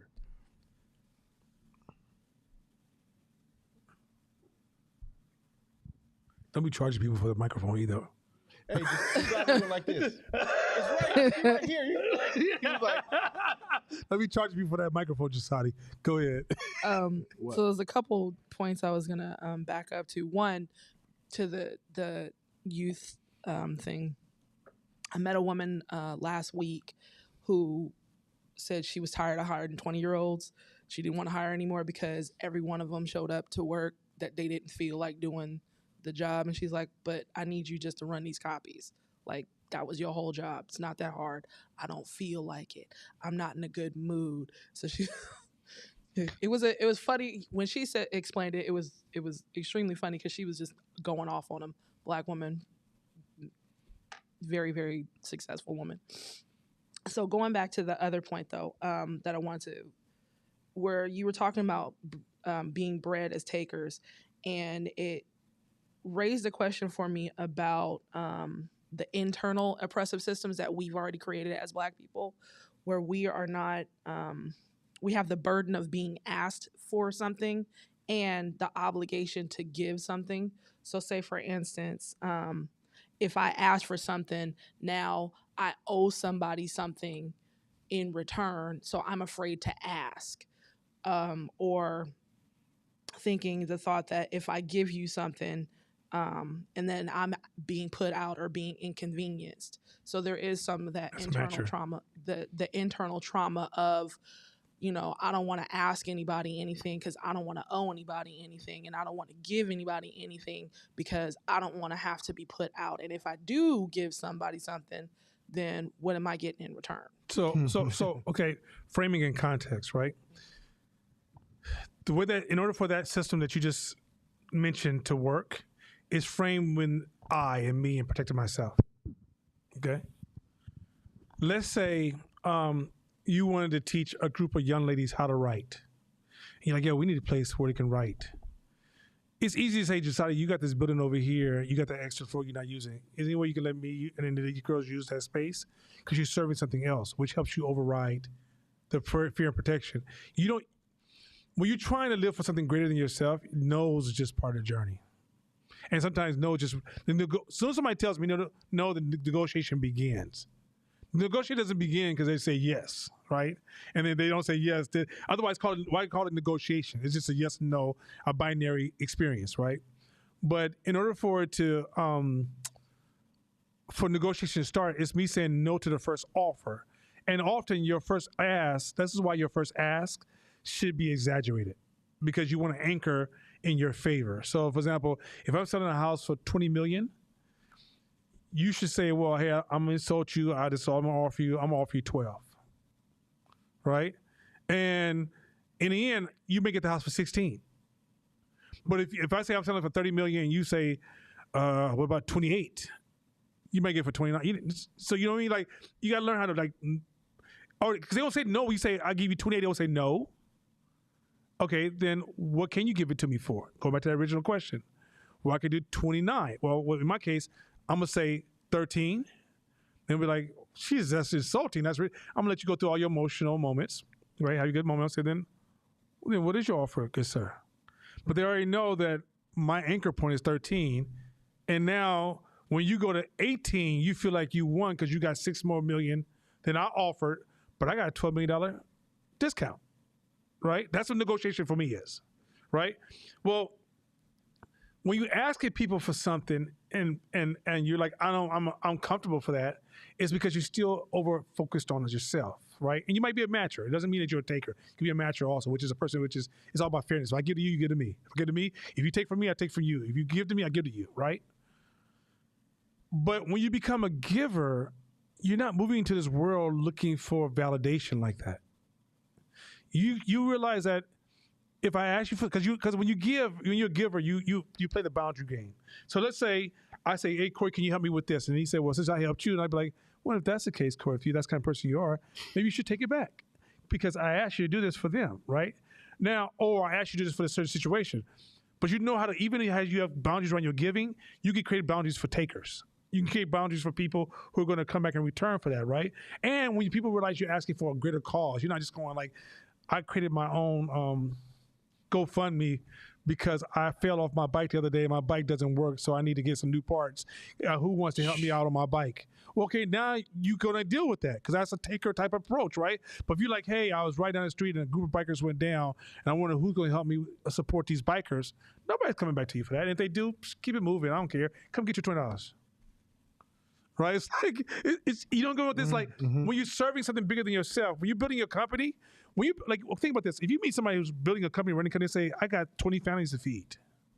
Meaning they're not their family. It's 20 employees who have families that you got to make sure that they have a check waiting on them the next week. I'm serving them. I'm serving my customers, right? And so in the end of the day, when I ask for something, it's for a greater good. Right? As opposed to if the buck stops with you, everything is about you, that also closes down your options. It starts to shrink your options and reduce your space. Check this out. First question: have you ever been to a grocery store and you bought something? Say you had cash when we were using cash, and they owed you some change in a couple cents, but they didn't have any cent in the thing, and they was like, "Man, I'm sorry. Can I?" And you're like, "Don't worry about it."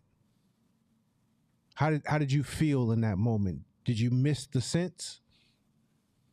No. Go ahead and give her the mic. No. Why? It's Because- your money. Right. But it was a small give, so it's not a impactful. I'm not losing anything with that, unless I'm like starving, and that 3 cents means something major for me.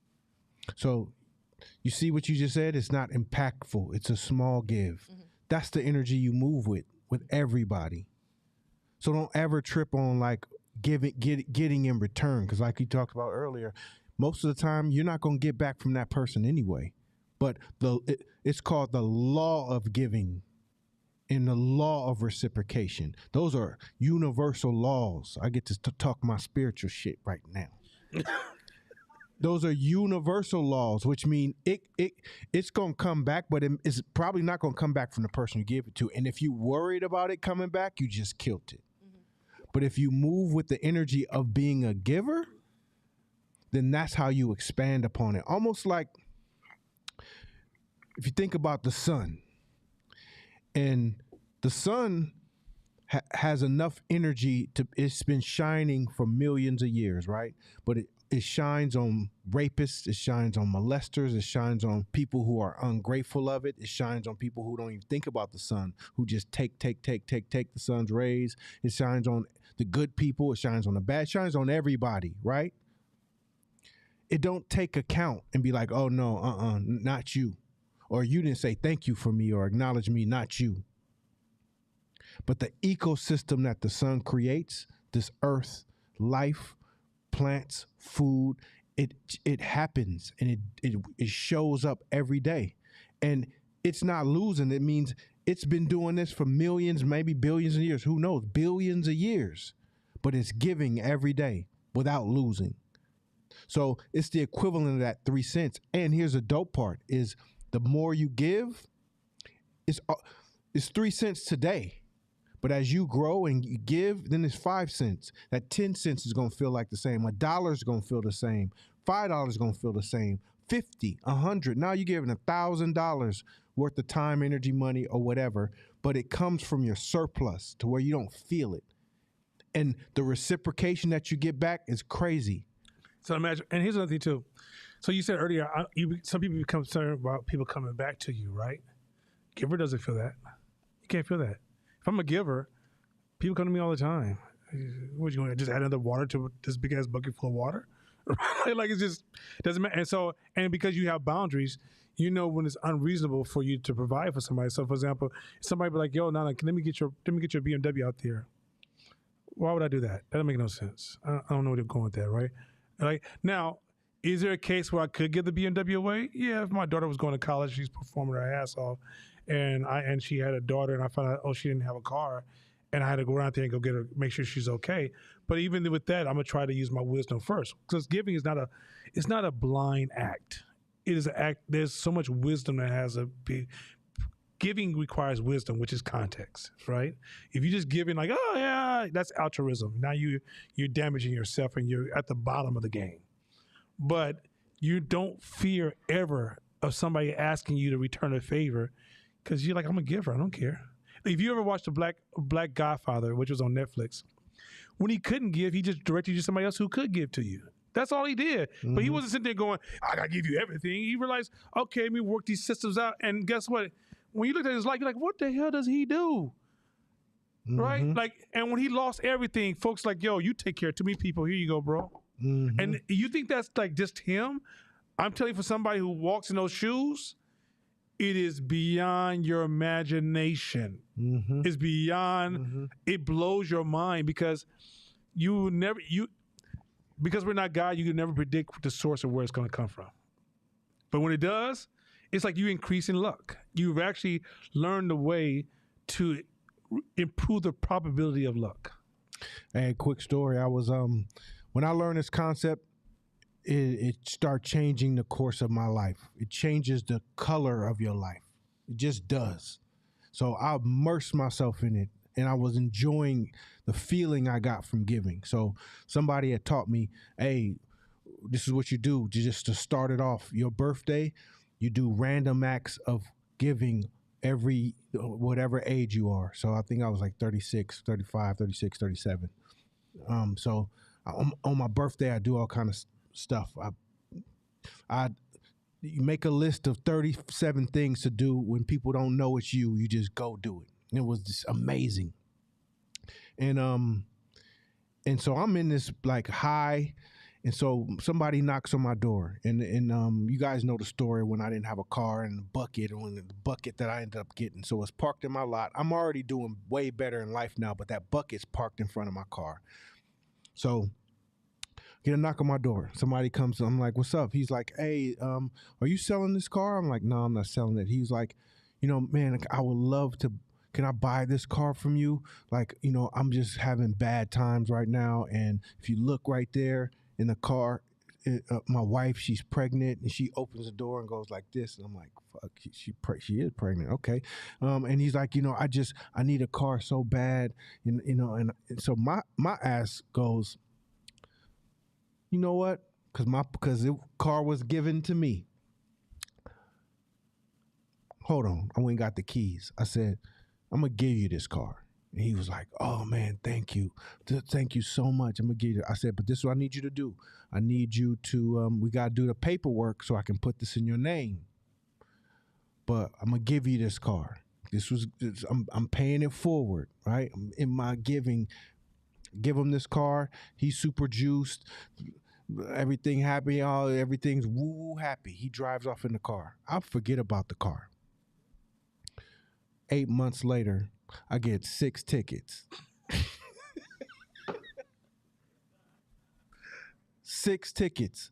I didn't do the proper paperwork before I gave the motherfucker the car, and they wilding the fuck out. I see pictures of them running red lights and shit in the car, just having a fucking field day in that car.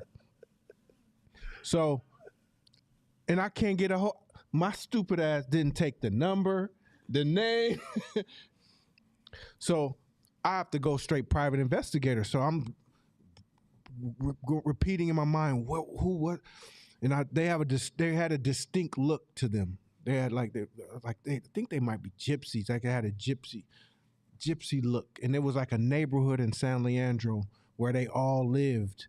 I would see them go. So I'm driving through San Leandro trying to find and I, lo and behold, find a little gypsy neighborhood, and I pull up my car and knock on the door. And he looked like he saw a ghost. I had all these tickets in my hand. I'm like, you took advantage of my niceness, and you gonna give me money for all these tickets. So long story short is you can't be a stupid giver. You can't be foolhardy. There has to be barriers and limits to how you give so that it is a win-win for you and them. If you give somebody $1 million knowing they don't have the mental, emotional, or financial capacity to receive it, you just ruin their life. Like there's a saying about butterfly. If a butterfly is in its, if a caterpillar's in its cocoon and it's fighting to get out. You see it fighting to get out the cocoon. And you want to be a giver and say, "Hey, let me help this caterpillar get out and make it a little easy for that caterpillar to get out." It will never fly. You just ruined that butterfly's life because the fight was it building the strength to fly his wings in that fight, and you removed the fight. So giving is not about removing the fight for people. It's about being the sun and allowing them to build their ecosystems off of yours. Another question online? Okay, I got another point I want to bring up. Hold on a second. I had to write some of this stuff down. I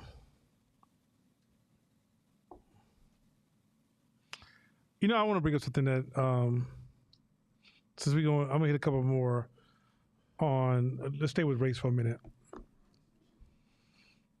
I don't think we thought deep enough, and hopefully for those of you online, this is a interesting one. I don't think we understand the cost of the N-word. I don't think we understand the cost of the N-word, even though we use it casually, and it's hard for me to find black circles where folks don't use the N-word. It's almost like, I'm talking about from all class to level. Like the higher you get, the less they use it, and the lower you get, the more it used. It's almost replaces the word a and the. But I don't think we understand the cost of it yet. Let me tell you where I'm going with this. I'm starting to see, trust is a major currency in business. Trust, value, and I'm starting to see that black folks don't trust black folks like that. I think that we've used the word so much, we've kind of downgraded ourselves as a valuable asset. I would even argue that black folks are full of multi-million-dollar industries that we can't even see because we don't see the value of each other. But even when we collaborate with each other, I would argue that the N-word is almost shrunken. Like we start off, like, one of the things I feel, and let me know if you guys feel this. So my business performs at a very high level. I can brag about our delivery of we never miss a timeline. Our service is superior. Our communication is excellent. And we're one of the best at what we do, right? I can brag about that. 17 years of enough data to say we hit the mark, right? Large enough clients where no matter what size our clients have been so far, everybody's been extremely impressed. And the people that we're always focused on in our competition are the best in the game. We don't look at anything beneath us. We don't really pay too much attention to it. If you're in front of us, we're coming for you. That's kind of how we get down as a team, okay? But it seems like every time I deal with black folks, it's almost like I got to go through this hurdle of proving myself because it's this doubt of somebody black has burned me before, and I don't necessarily know if I trust black folks like that, right? I see black folks don't want to hire a lot of black folks because we've really so if you've been to Fern event, you saw some powerful, beautiful, progressive black people. You saw enough people in there to run a government. like there was enough beautiful people and intelligent dialogue. I'm walking from group to group to group, and I'm hearing what they're talking about. And I'm like, you had the full range of a full gamut of black folks in this football field room space full of people, right? But I don't think we see that in business. And I'm starting to wonder, like, because I've been saying it for a long time in this class, like, if you black leaders lead it, look, you have to be very careful with your personal flaws because you can create group flaws in your business. You can even create customer behavior by the way you show up to your business. I've been saying for a long time, let's pull that N-word out. Let's pull it out. Like, get to the point where it irritates you even to hear it. Because the word doesn't carry any progressive undertone towards our people. It just doesn't. It just doesn't. If we are people that are producing $1 trillion a year in spending, and we got all these poor black folks, we don't value the product. At some point, like, I watch black people have black people tell them that they're an amazing person and they don't hear them. But as soon as a white person tells them they're amazing, they feel amazing. I've seen black people go to authorities for information, and the black person gives them information, and it's a long debate. But as soon as a white boy puts on a suit and it sounds real conservative, oh my God, the great Grand Poobah just spoke. Right? It's one of those things where, as black leaders, I'm not pushing this like from the pro-black angle. I did that a long time ago. That argument was kind of thin anyway. But in my observations of watching black culture, I'm starting to see a huge breakdown in trust. Now, where am I going with this? This goes back to process over person. In business, I'm saying this like I said this, I think the first day of class. In business, some problems are not meant to be solved by one person. Period. There are problems in this world that are not designed to be solved by one person. So what you have to do to be a smart business is you got to build a process with a team of people around you that you build a process. And the process is greater than the sum of every individual within the process. So that means that a team can produce answers to a problem that no individual could ever produce. That means a team will smoke an individual, right? In that team, you have to respect diversity, because you can't make all smart people together, because then there's no diversity, and really it's just the team becomes a team of one, right? They all just form Voltron and do the same shit, right? So in order for that team to be miraculous, to be the X-Men, where they have all these multiple talents, and then the combination of those talents solve grand problems. This is why sometimes you think white people are superior to you, because they're running processes and you're running individuals. You're never going to win. They don't seem like juggernauts to you. They're not. They're just human beings that run processes. If you ever learn how to run processes, we're developing rich process structures in our business to enhance our business. Now, there's cases when individuals do have to step up. Like there's cases, Michael Jordan, take me home. But in order for us to get here, the whole process had to get us here for Michael Jordan to take us home, right? In business, we all move like James Harden. I'm a dribble. Y'all just hold up, shoot. Dribble, shoot. Well, as you guys know with James Harden, look at his playoff run. It's kind of sad. Look at Russell Westbrook. Kind of sad, right? And yet they're very talented. If you play one-on-one basketball with them today, it's going to be embarrassing. It's going to be embarrassing because somebody will ask you why there's points on this side and there's no points on that side, right? Because that's how good they are. But the process, so no matter how good you are or how intelligent you are, how strong you are, who your mama and your daddy was, the individual doesn't trump the group and the process. But how can you run a strong group structural process when there's this energy that I don't necessarily know if I value you being part of the process? In diversity program, like so if I build a smart process, give you a small rough example. I might have somebody who's very, very smart, somebody who holds a high level of wisdom, somebody has a broad view, somebody who knows nothing at all. I mean, have no fucking idea what we're talking about, right? And then maybe somebody who's just weirdly creative. And I'm gonna bring those 5 people together, and I will produce better results than 3 experts in a branding field. If you ever listen to Rory Sutherland, who's part of the largest advertisement firm, Ogilvy, which is one of the largest advertisement firms in the world. He said people would laugh if they watched him come up with their campaigns. They go get 3 creative people, a couple people from their staff, throw them in a room for a day with food and drinks, and they come up with some of the greatest shit ever.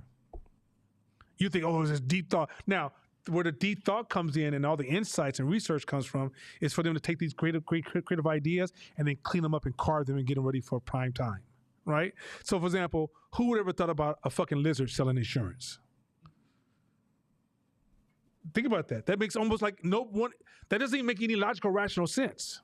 But when you get a group of people and that's highly diverse, you'd be surprised what you will produce that will blow your, like, the artists on my team are already going past their own artistic capabilities because of the process, right? But how does the process work when everybody sees itself? They start to devalue the people in the circle. You see where I'm going with this? Like, let's say, okay, so I know some entrepreneurs, and they don't have no real entrepreneur friends. You're about to die on the vine. You're going to die on the vine. Well, I always tell people all the time, the thing that destroys a lot of black entrepreneurs, we're too isolated. We're talking to people in the workforce consciousness about entrepreneur conscious stuff. And the language just doesn't translate. What they say to us and what do we say to them, it's just, we're doing this to each other, right? And some of the shit may even sound good that they say.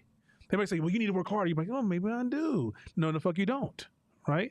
You can't work harder and do the same old dumb shit. You just get more dumb results. But quite often, you have to surround yourself with people who can see you, relate to you, and process you. But how do you do that when everybody in your circle you feel is devalued? Look, I don't think we really understand the overall cost of the devaluing undertones. Last point. How you talk about others is how you talk to yourself. So if you have a tendency to holler at other people, that's how you treat yourself. If you have a tendency to insult people, that's how you treat yourself. If you have a tendency to keep calling people the N-word, you probably don't feel like you're good enough when the opportunity finally arrives. Like you talk all that shit, but the day the opportunity arrives, you don't feel butterflies. You might not even show the fuck up. So I'm questioning, like, you know, I always say all people are good. Do I believe that everybody does all good things all the time? Fuck no. But when I say all people are good, it's part of my self-acceptance. It's part of how I see the world. And it also changes how I show up to the world. Right? Also, when you say all people are good, that's kind of a psychiatrist or psychology discipline, which is there's a causation for your behavior. I just can't say labeling you is a shortcoming. I got to say, if you were mean, then what happened to you? What's going on with you? Not you're a mean person, right? So I'm just saying, like, the N-word doesn't fit. It doesn't fit. And that old term of endearment, that shit came from popular culture. Go ahead, pass the microphone.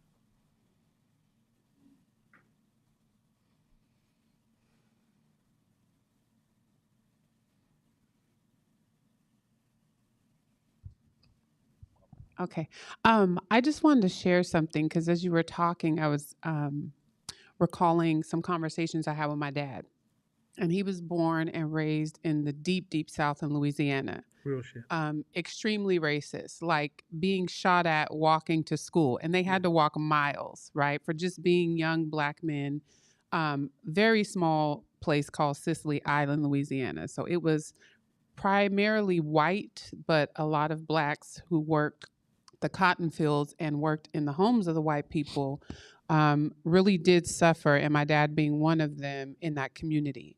So when he came to California, and we were old enough, we would have conversations as he shared those stories. And one of the most powerful things that I think he shared with me was the oversight of origin. Because I was saying, well, Dad, it's in the rap music, you know, my friends say it, because he'd get really, really mad when that word would be heard or it was played in a song. And he was like, there is so much ignorance around the origin of the word, because no matter how we try to twist it to claim it or make it our own or make it into something that is cool and take ownership of it, it does not negate what it was when it was created. And to take it a step further, my dad's a preacher, so he would tell me, as a man thinketh, so is he. And also a scripture in the Bible that said there is life and death in the power of the tongue, so speak life. So he would say to me, even though he had all of that upbringing where he had a lot of issues toward white people, he said we speak more damage over ourselves because the word means what it means, like regardless how we put a twist on it. So when I say that to my friend, basically I'm insulting them. I'm using a contemptuous word that was created to degrade and make people of African American descent seem lesser than. You know, it wasn't a word that now it's everything, and you know we use it in all the music and all of that. So I just wanted to share that because I think it's really important that we don't overlook the origin of something. And I agree with you. I think the word needs to be extinguished because the word is what it is. Yeah, it's there has been words historically that have changed meaning. So, for example, swastika wasn't always a swastika, right? The Ku Klux Klan hat and dressing wasn't always that. It was something positive for. Origin can get twisted, but I don't think it's really changed. I think we become less culturally aware, and even when we use it in terms of endearment, I look at it as I watch how we use it, and it's not. Look, when we get angry, if we said I'm hella mad, you butterfly rose, and I'd be like, oh, okay, well then maybe the N-word ain't so bad, right? But huh? He's Jewish. He hates to be called a butterfly. But it's this. It's so, but the thing is that the N-word is also so weaponized. And two, we referencing people who we we assume that like when we really look up to somebody, it's hard for us to say that to them in their face. Like you may use an N-word towards somebody when they're not in the room, but when that person comes to the room, it's really hard to be in the face of, like, say if you met Obama for the first time and just be like, yo, ma, it's kind of hard, right? It's like you're going to feel like quite uncomfortable with that unless you're really in a bad space. And so because the term has this this deep undertone of like equal to beneath, and if I already see myself as low in the game, I'm down here in these streets trying to survive, and these are my, right? I'm saying I'm not here to like, I don't want you guys going home and trying to police people. That's not, I'm saying we're leaders here. And I got people in my family that still use it. But the one thing they notice that me and my family, including my kids, we don't get down like that. We're not using that kind of language because I want us to see the value in our people. And I want us to seek out that value because we've been taught our whole life that we were valueless, right? So like you don't see monuments celebrating us. What I mean by monuments, high rises of black folks going to work in a business that's serving us, right? We don't see utility companies with pipelines running to our house celebrating us. We don't see schools being controlled by us at a massive, even HBCUs are being like, they're drained dry because they don't look like Harvard and Stanford, right? So when you constantly having all this branding around you that's somewhat negative, I don't want us to attack the kids who feel hopeless and they're responding for their hopelessness. That's not the goal of what I'm trying to say with this. Remember I said in this class you got to hold two opposite things in your brain at the same time? But the principle of complex adaptive systems, which is when a system evolves, it becomes a complex adaptive. It adapts, and it's very complex, and it's a system, right? So systemic racism, black cultures are complex adaptive systems. So when a complex adaptive system is affected by an outside system, the outside system and the internal system are both at causation. That's how it is. I know nobody wants to say it, but I got to accept what you tell me. I mean, I get, once again, slave breaking, ecosystem altering, power, using tools of power to drum up fear. I get all that. So we're not trying to, I'm not trying to judge anybody. I'm saying if we're trying to lead people forward, I think we got to be careful with that word on every scale.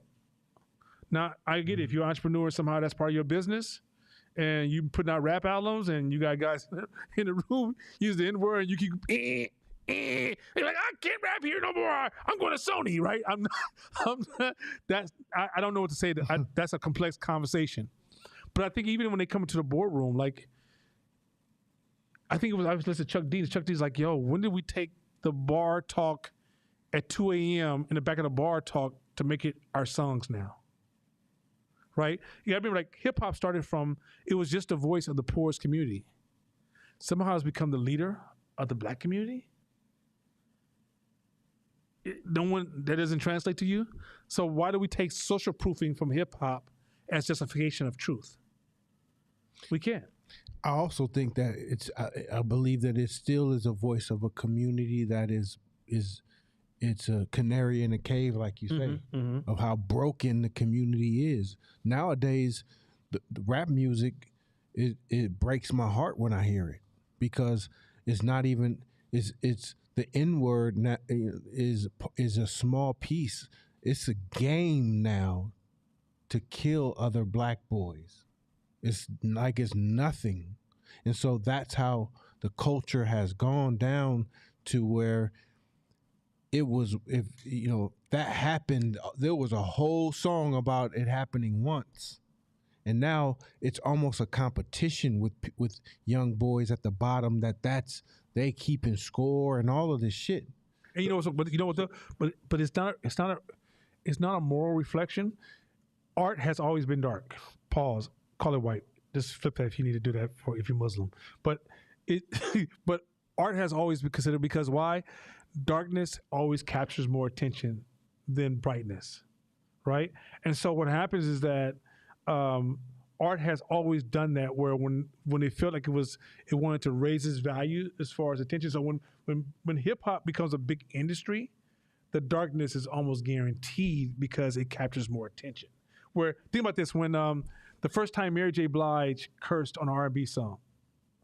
And everybody was like, I remember everybody's response like, "Ooh, she cursed." She either said, "I don't give a damn," or something was just. Now R&B songs, it's like, what the hell is? What am I listening to here? Right? Like Earth, Wind, and Fire. Jesus, no. Right? And so it's one of those things that it's a reflection of where we are. But I think that what allows the art community to get away with that is that it has always been a path of look at movies. Go back to movies in the 60s. Look at movies in the 70s. Look how gruesome movies can get today. Like they can go there and they capture people's attention. But if we roll movies like the 1960s where we're just talking like we're doing right now, like hey, black people like shoot somebody. like it's so I'm saying that I want to say that because I always want black folks to know that, hey, even though we're doing things that are working against ourselves, we're not flawed. I think that's the key I'm trying to say it. Like the one thing I learned from this long journey of being pro-black, I don't excuse everything, but I'm with. This is where I sit 100% with you. It's the canary in the cave, which raises my drive to give even more and be strategic and smart, and the urgency of showing up and why I can't procrastinate on my responsibilities. Because you both have children, so we also got to prime the ground they're going to walk on. But black people know that if any human being was in your situation, it would have the same outcome. You're very human still. Yeah. You haven't got to the point that you're animalistic or don't let somebody insult you. It's like, when I was coming up, we had, whether I wanted a job at McDonald's, Radio Shack, or a newspaper delivery person, right? Those options was there. .com comes in, absorbs all those institutions and gives all that money to the highly educated and leaves these communities dry. So now these kids are not getting early jobs to get welcomed into society. So when they get older, they're like, fuck society. That's not unhuman. White kids, every human being would do the exact same thing. That's how they got capitalism to work, was by providing a lot of the money they got from the war, from free housing and easy jobs and which helped you buy the capital. Because before the war, War I, War II, we weren't sold on capitalism. The capitalism and communism was constantly coming back and forth in conversation. The government got behind capitalism and they funded capitalism by providing jobs. And they provided to us, get it. But that's how they got white America to buy into it. Well, how do you get black America to buy into some of these ideas, these progressive black ideas? You gotta welcome them into the culture by providing them jobs and ability to take care of themselves. And now all these black culture things you believe in, it becomes a way of life. That's why I said the revolution is not about tearing stuff down, hating other people. It's about what do you build. So the future of communities is coming from building and creating and growing, not sitting around all day long talking about, oh, I hate this white person. Oh, what this white guy said to me. And like, white people have the right not to like you. It's racism we're concerned about, which is power, not, I'm sorry, I don't walk down the street and figure out who likes me, who doesn't like me. Have you ever been in white liberal neighborhoods? They don't never look in your eyes anyway. Okay. I'm just being transparent. And mind you, we're trying to have a conversation, but I'm bringing these things up because I want to raise some of these subjects. And once again, I'm trying to, if you guys want to start bringing up some things that you are dealing with or challenging with, it's unfortunate a lot of people are sick today. And I thought we figured like last week, we're going to have like the last week, a room full of people, but we have a smaller room. And if people online have questions, like I said, let's load those questions up. In the podcast, did you guys listen to that part about exercising candor? Anybody? You guys remember the part about exercising candor? Okay, the podcast is a point. There's a 15 stages of conscious leadership, and he talked about the importance of having candor in the workplace. That shit was so much fire. I don't think you guys understand how powerful that was. So candor is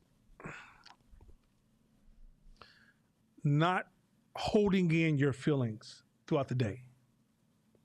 If you go to work every day and you have to hold in all your feelings, and black folks, we've done this a lot, especially in corporate America. But when you hold your feelings in all the whole day, you have a tendency to create balance because it's so painful. You create balance. It's what's they call it, What's the thing? It's a word for creating balance between pain and pleasure. Was it homeostasis? So this comes from the drug world, but if you have too much pleasure in your body will damper a certain amount of pleasure to create more balance between your pain and pleasure receptors, right? Your body's always trying to manage the balance of pain and pleasure. And so one of the ways sometimes if you're on drugs, what they suggest is you engage more pain, which, like say you come off the drugs and you want to balance, get your homeostasis back. One of the tricks they say is you come off the drug, if you try to like refrain from the drug, engage in some form of pain process, cold showers, exercising, some kind of pain pleasure, and it improves homeostasis, right? I'm kind of giving this quick overview. When you go to work every day, you're in a constant heightened pain state because you're holding back your emotions, you're holding back your feelings.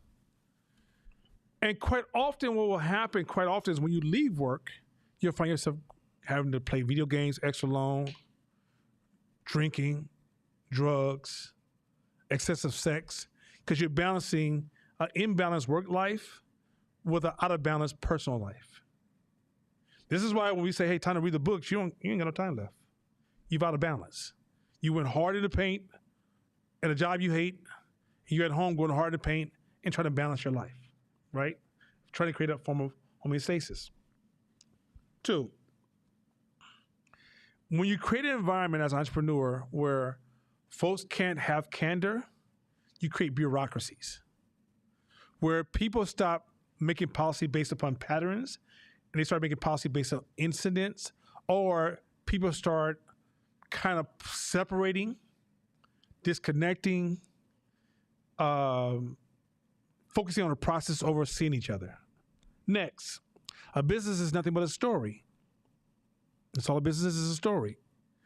If you let the stories in the head get heavier than the stories you're producing at your office, before you know it, the stories in your employees' head will destroy the business. So it's important that you have a way to create a release for yourself as well as release for your employees in your office. If they can't be candor about what they feel, you will feel the weight of that eventually come down and crush your business. Here's the part I thought was hella tight. So they have this practice called facts or story. And this is how it works. The fact, okay, for example, I might say to sit in court today. Fact is, court is sitting next to me teaching his class. The story I'm telling myself is that he's teaching his class because he doesn't want to go home and he's really using this as a time. Like I'm making up some stuff, right? So please don't. They're like, what? But I'm not saying he doesn't want to go home because he has a bad relationship and he's exploiting the time with being in his class when he should be at home with his wife. Whatever, you can make it something that makes you feel uncomfortable. They have this exercise called fact versus candor. Why? Because if I give you my feedback on something, like I say, hey, fact is, court, this is what I see, but the story I'm telling myself is this is what I'm telling myself. You know why you go through that process? So you learn to hold your feedback loosely. So anytime you give anybody feedback, you give them back, just stay with me, you give them feedback loosely. Because you realize why? Because most of the feedback has to do with you, not them. If I say, court, when I was sitting next to you, I feel like you was too strong. That's because I'm uncomfortable with him being too strong because something is going on with me, not necessarily because he's too strong. I might need court to be too strong on certain days to get past a certain obstacle. But he makes me uncomfortable because of my relationship with strength that has to do with my trauma. But if I hold it loosely, by me giving him feedback, we can actually open up a conversation that allows us both to grow. 2, when somebody gives you feedback, they said, well, who are you comfortable giving you feedback? Somebody said, well, as long as they know more than me, as long as they're committed to the skill, as long as they're in my industry. No. Your relationship to feedback is too damn rigid. Feedback should be designed where anybody in the office that you work in should always be comfortable giving you feedback as a leader. All the people, all the time. Because the only way you're going to ever become self-aware of who you are is through feedback. Remember, there's a portion of yourself you will never see. But if you don't allow feedback to come in honestly, you will never understand yourself. And in order for you to be a great leader, you have to increase your self-awareness. Right? Then it talked about that as a leader, you should never trust a leader that cannot cry. Never trust a leader that cannot cry. Because leadership is a very emotional space. Because you're going to discover things about yourself at all times that's going to make you feel like you want to cry. And it's okay. But the whole process of that, when you create an office that's very comfortable giving feedback, so when people give feedback, they hold it loosely. When people receive it, they receive it openly. When people share it, they're not scared to share, because a lot of times the reason we don't want to share something, this is powerful as hell. You know why we don't want to give feedback most of the time? Because what? Who said somebody said something? Huh? You said popularity? Yeah, I know the answer, but I just want to see if you guys. No, they already know the answer.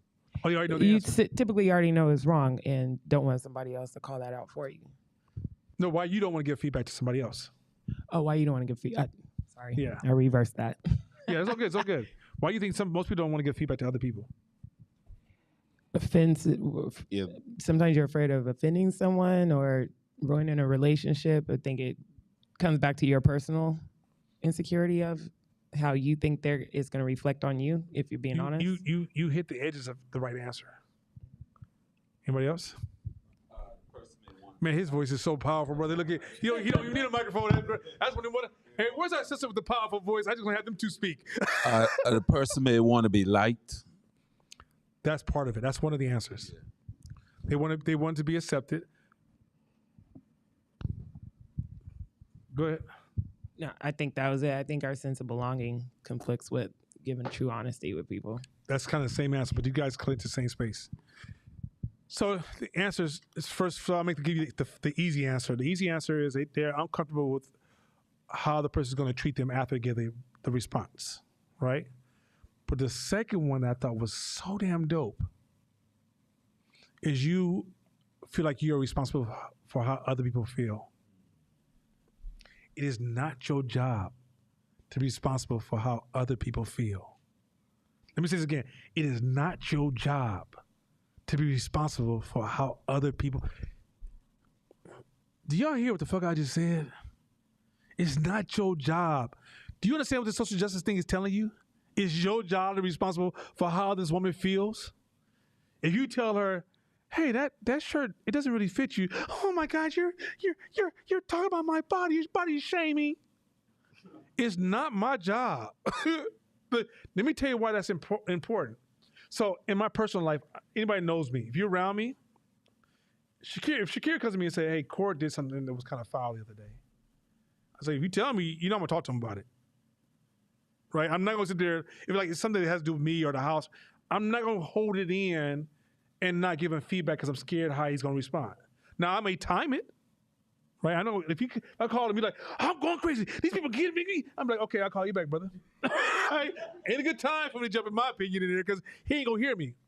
But when I can get to that space where I know I can get in that slot where he can hear me, I'm like, yo, Court, let me ask you something. Why'd you do this the other day? Now I'm not gonna pass judgment because why? I don't know. Right? Now, he may give me an answer back and my feedback is invalid, right? Because I made an assumption based upon the information I heard. But I do it immediately with everybody I need to talk to. I don't hold nothing in. And guess what I do when I don't hold everything in? There's a level of honesty that we have. You never have to know where I'm standing, and I'm going to be open about communication. Now, I learned how to be nicer. In my old days, I was Scott could tell you I was kind of rough with it, right? Okay, well, pretty rough with it. I might start with, what the fuck you doing, right? Right? Where now it's like, hey, man, why'd you do that, right? And what that does, it also gives them permission, and I train them to have the same permission to say to me, like, hey, Nana, why'd you do that? Can I talk to you about something real quick, right? But I open up candor in our office where folks can talk back and forth. all that holding secrets and keeping things to yourself and thinking you're responsible. So a lot of times you don't want to speak to somebody because you think, I don't want to hurt their feelings, or I don't want them to be. That's not your responsibility as a leader. You have to be gentle. You have to be having it for good intent. You have to be doing it for a reason. There has to be empathy. There has to be some insight. I'm not just saying you just run to somebody and be like, yo, you ain't doing what the fuck I want. So what the fuck's up with you? That's not what I just said. I'm saying there has to be a situation where, but too many of us are walking around carrying the weight, thinking we're responsible of other people's feelings, and because of that, we're imprisoning ourselves. That's just everything. That was in the podcast. Go ahead, Scott. Yeah, go ahead, Scott. You just reminded me of wait, let me make sure my mic is right. Okay. Of another part in that conversation. When he was talking about the second part of why people don't get feedback was the control. It's also a control mechanism, and this happens in a lot in people's relationships. Well, I don't want to say this to him, or I don't want to say this to her because I don't want my relationship to go sideways. I don't want to get into a space where I have to be vulnerable, and then we open up a can of worms, and now we have a dishonest relationship because I don't want to give you feedback about something that's in the relationship that's actually driving me crazy. Mm-hmm. But I'm codependent on you, and so I'm not going to give you that feedback because I need to keep this relationship together. And so he brought that up too, and I was like, oh, that's really dope.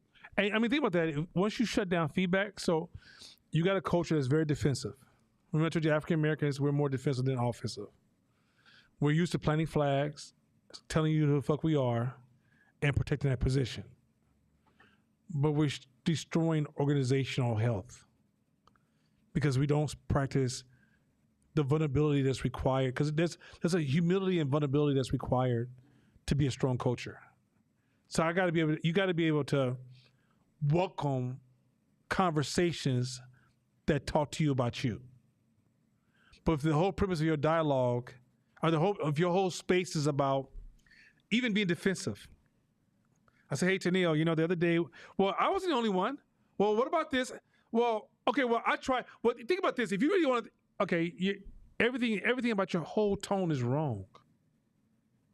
It's the first thing when somebody says, I got something I want to share with you, your first thought should be like, what is it that you wish to share with me? Because I want to be the best leader there can be.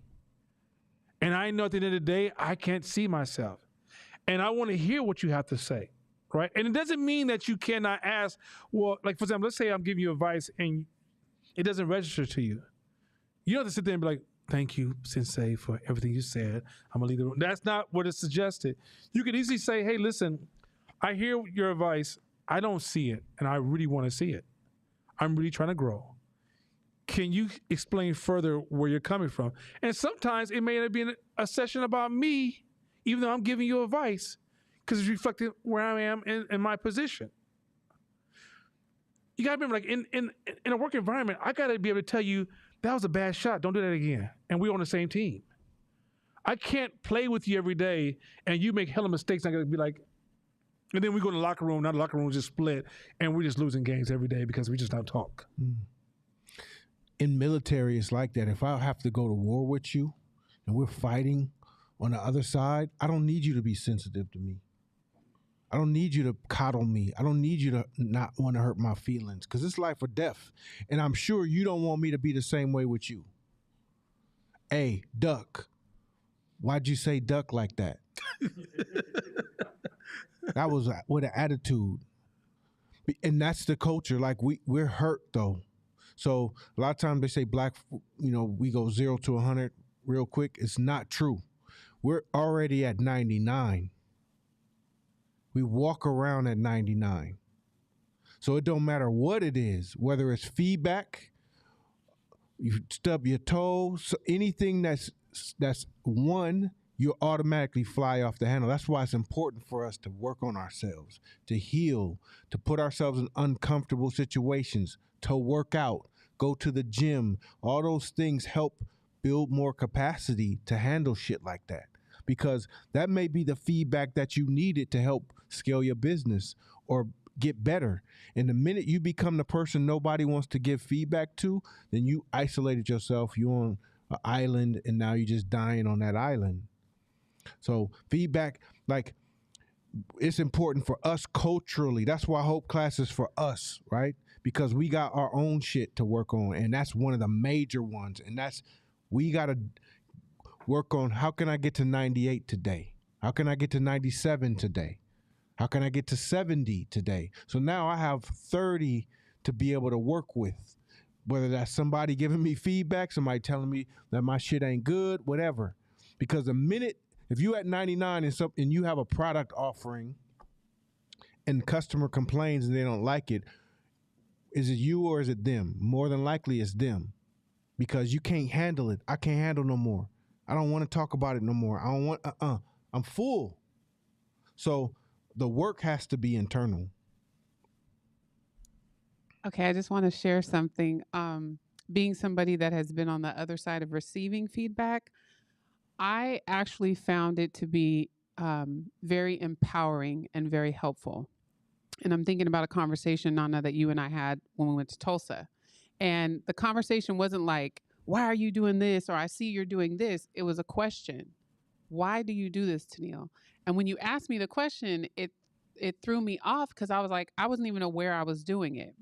And it was something to the effect of like, when you come into a room, you have this thing about you and you stand out, but then all of a sudden, as I kind of watch you, you make your way to the back when you should really hold the space you owned when you came in.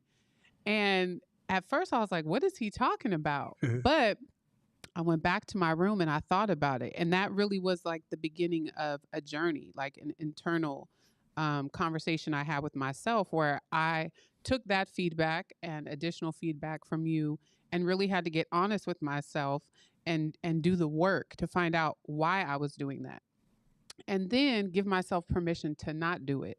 And I think what has been extremely empowering for me is welcoming that feedback and then taking what I learned from that point on and giving myself permission to step into the light that he said I was stepping out of, right? And I see the difference in like Monday meetings and how the team is working and all of that. So I just want to say, like, feedback can really be that it could be a launching pad. We shouldn't have the spirit of offense. I know from the moment that you shared that with me, you were doing it from a space of caring. Because if you didn't, you'd be like, whatever, I could replace her, I could whatever. And you could. So I just want to share that. He can't replace you. No. No, my jokes are too good. No, I'm just- She's not lying. She's not lying. No, but I'm just saying, I just want to encourage people to really to welcome feedback, because I think, like Nana said, you really don't see yourself. As much as you look in the mirror, you don't see yourself in certain spaces. And for me, it really was a game changer.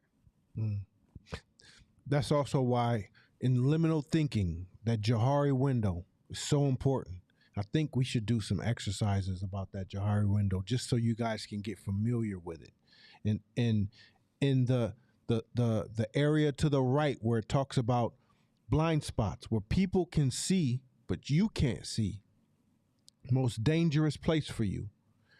And what's most dangerous, what's so bad about that is that you have an opportunity to change if you had a good relationship with feedback, because somebody can tell you, hey, there's a cliff right there.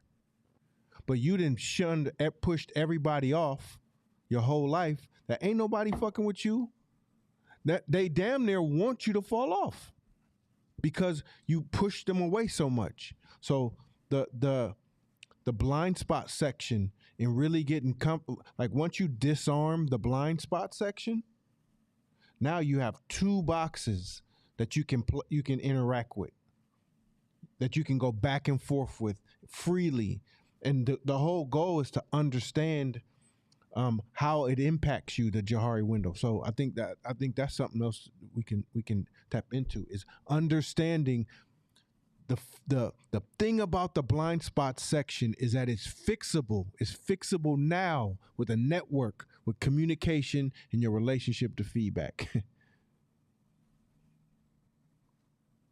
No, I had a similar feedback from Nana when a few years ago. He does. I mean, I'm good with getting constructive criticism. I've had Army vets as bosses who give straight up feedback, so I've been good with that. But I think the biggest call out you gave me in at first, I was like, I don't think I do that, but over time I practiced it and I don't do it anymore, was the stuttering. You used to always ask me, why are you always stuttering? I'm like, I'm not stuttering. And then I'm like, you just can't hear me. But then I did realize when I was in rooms, I was shrinking my voice. But I think it also came down to finding my purpose too, which this class helped me establish that. But that was a call out that I had to, same thing. I went back into introspection, like, why do I start stuttering in certain conversations? Is it the lack of confidence or lack of knowledge? And I started to practice that in rooms. I started speaking more in rooms.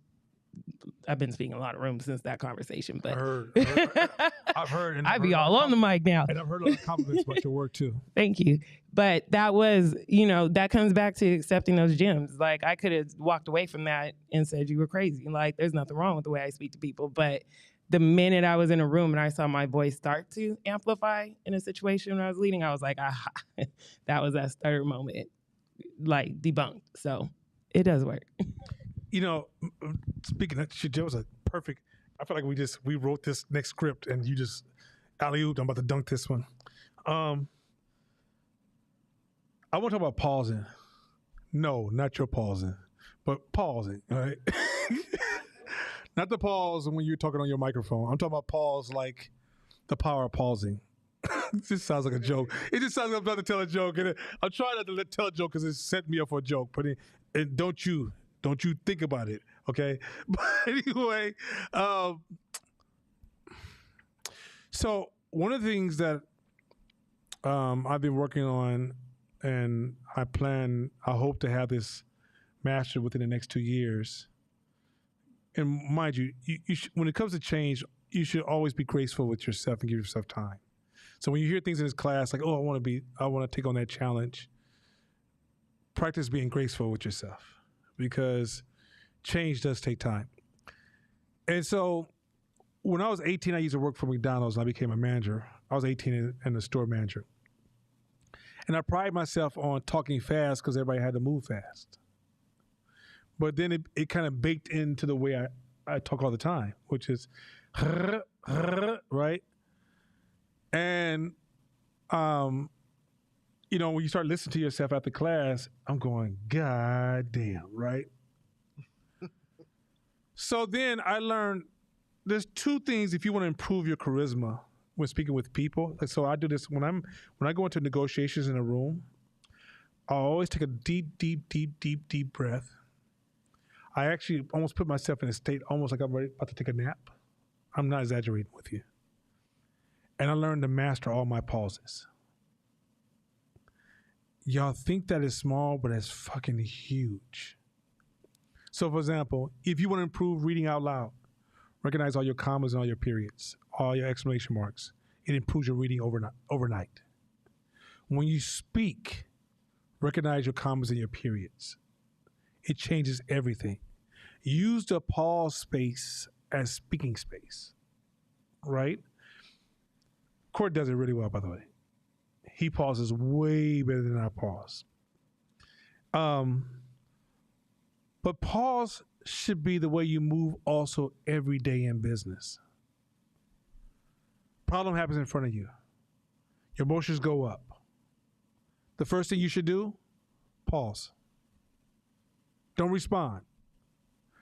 Remember we talked about, some of y'all wasn't here last year. We taught this thing called optionality. Optionality is the weapon against storytelling. So many of us live in our stories we tell in our head, but they're not true. But they're just stories, I got to marry this woman because we've always been together. That's a story. It's not true, right?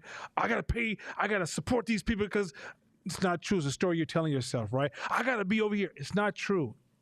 It's a story. Now, it's not that I'm not telling you you should or should not follow the story. I'm saying you gain power once you recognize it's a story.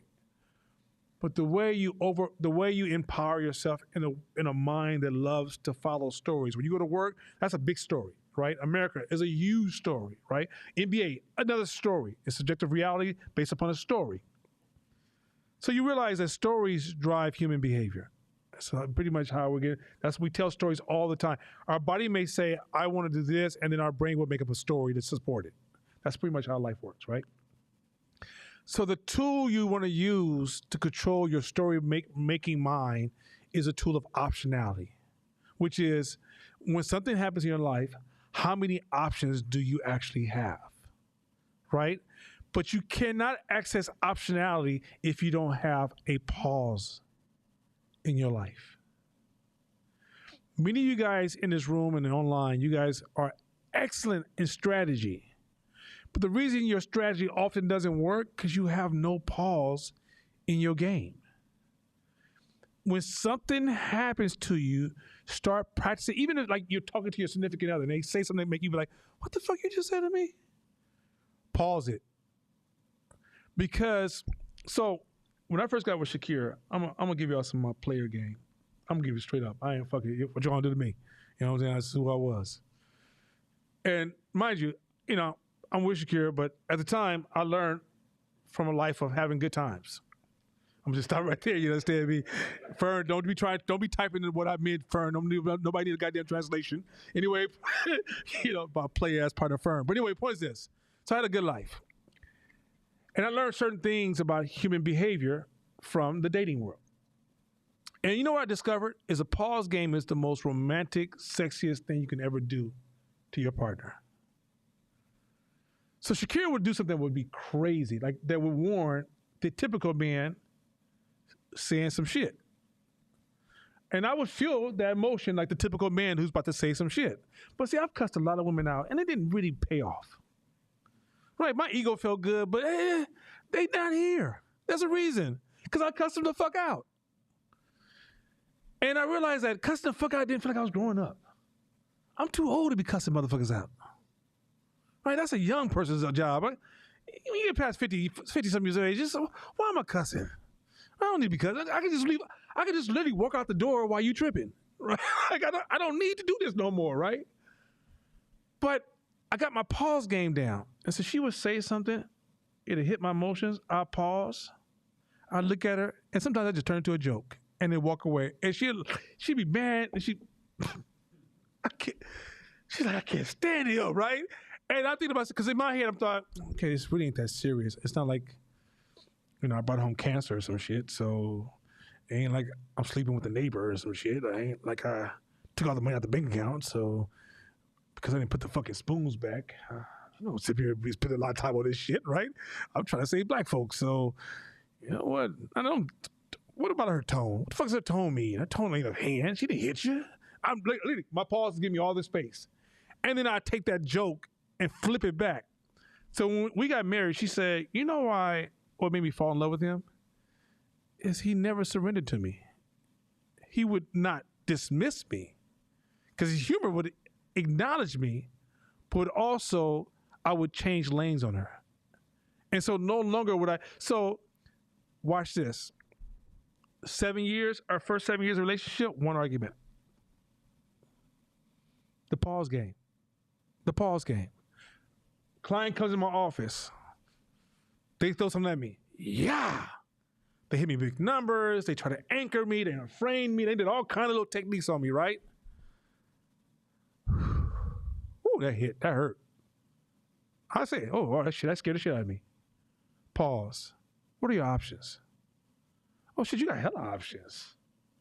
You know what? Don't make it a statement. Turn it into a question. All right, so let me ask you a question. Client, like, what the fuck? I hit him on his best shot, and this motherfucker smiled and asked me a question?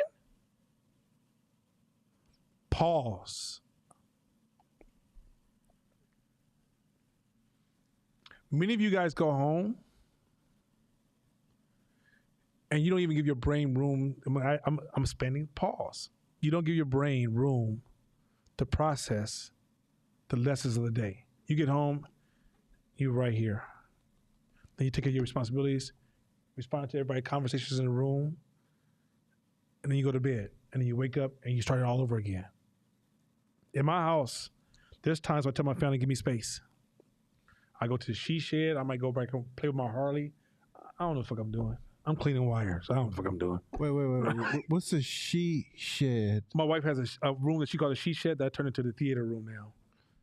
Right? It's because she wasn't using it, so I was like, can I just make a movie theater out of this room? Sure. Okay. So now I go back there. I got a big ass Xbox on a 130-inch screen. And so I'm playing basketball with real humans. So you turned her she shed to your man cave?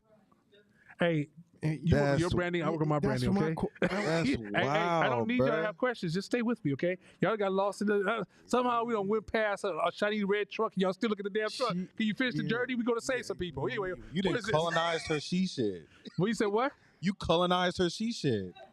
Colonized means I took it from her. Why do you hate the player and the game? Look here. I figured this out after years of working on my work, and now you all social justice in my house. Okay, anyway, what is this? I'm taking notes, bro. So, hey, welcome to America. Anyway, what is this? No, just play. Where was I at? Because I'm pausing. Being busy in your life all the time, you gotta create long pauses. All right. So I cycle 4 hours a week. Court meditates every morning. Some people go on long walks. Some people may even garden. Going to the gym doesn't work as a pause. It's too much cling, ching, ching, ching. Like just I try to do pause in the gym. It just doesn't translate. And there's too many people coming like, hey man. So because the more longer you're at the gym, some of it's hey sis, or hey lady, or I don't know what the fuck they call you, or hey girl. I don't know what the fuck y'all say. But anyway, that's how it's gonna go down, right? When I cycle, I don't want to cycle with other people because it's my pause space. See, if I'm cycling with other people, you might be like, hey, we're gonna go right or left. Oh, God damn it, I was in the middle of a thought. Right? I'm processing, unfolding, examining, reflecting, and adjusting and tweaking. But some of y'all don't give yourself any of that room. Pause in your conversation. Pause in incidents. And create major pauses as a routine in your life. If you make your life where you're always chasing A, B, C, D, and you're running, you know what you're doing? You're stockpiling all this wisdom and knowledge, but you are routinely the same. All you are is a dinner party guest that's just amazing. But when the dinner party's over, you jump right back into your routines. And I'm talking about, even when y'all come home, if you're at home and the day slows down, you clean the house up and you're chilling, sit your ass down for a minute and just turn the TV and just sit in a quiet room by yourself. And you'll be surprised your brain will entertain the shit out of you. But too many of you guys are just so, I watch it all the time. Like, I didn't have time to read. I didn't have time to listen to a podcast. Huh? Okay, let me curse for a second. Excuse me. Christians, get a step back and pull the kids away from it. How the fuck you don't have time to listen to a podcast for yourself?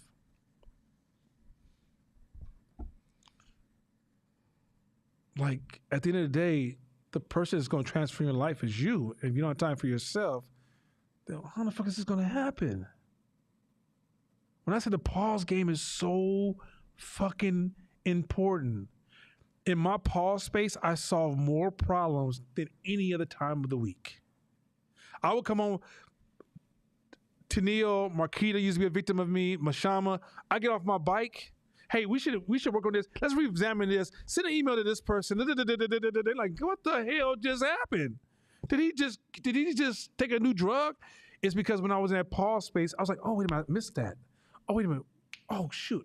Oh, but what if you combine these two? Oh, all these principles that I'm teaching in class, they go to work.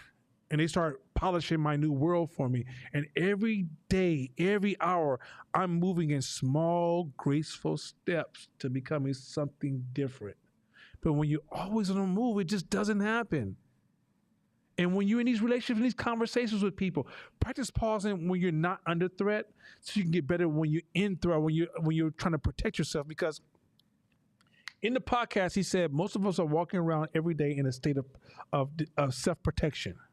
Even when we're not under threat, we are in a state of threat at all times. Think about black people. Because you're in a constant state of threat, then there's a sense that that's stealing from who you are. And so Practice the art of, even in everyday conversations, improving your pause game. Now, it might not be worth a shit the next 2 or 3 months, but a year from now, if you ever see a heavyweight, I'm gonna give you guys a podcast. So I'm gonna give you one good podcast on leadership I'm gonna send out to everybody for their growth work. I'm gonna give you a second podcast. It's a discussion between Russ Roberts, and Sam Harris. I don't really care if you get the content out. It's a dope ass philosophical podcast.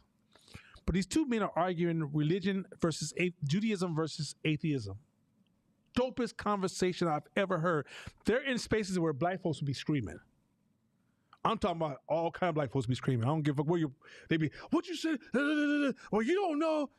And you'll watch these men pause, communicate, reposition, to the point when the conversation is over, I literally put my headphones down like this. That's where you want to be. Because what you're doing is you're not letting your opposition take you off your game. So what the fuck you want to say? I'm going to win this battle. And if I don't win this battle, I learned some shit, so I still won this battle. Right?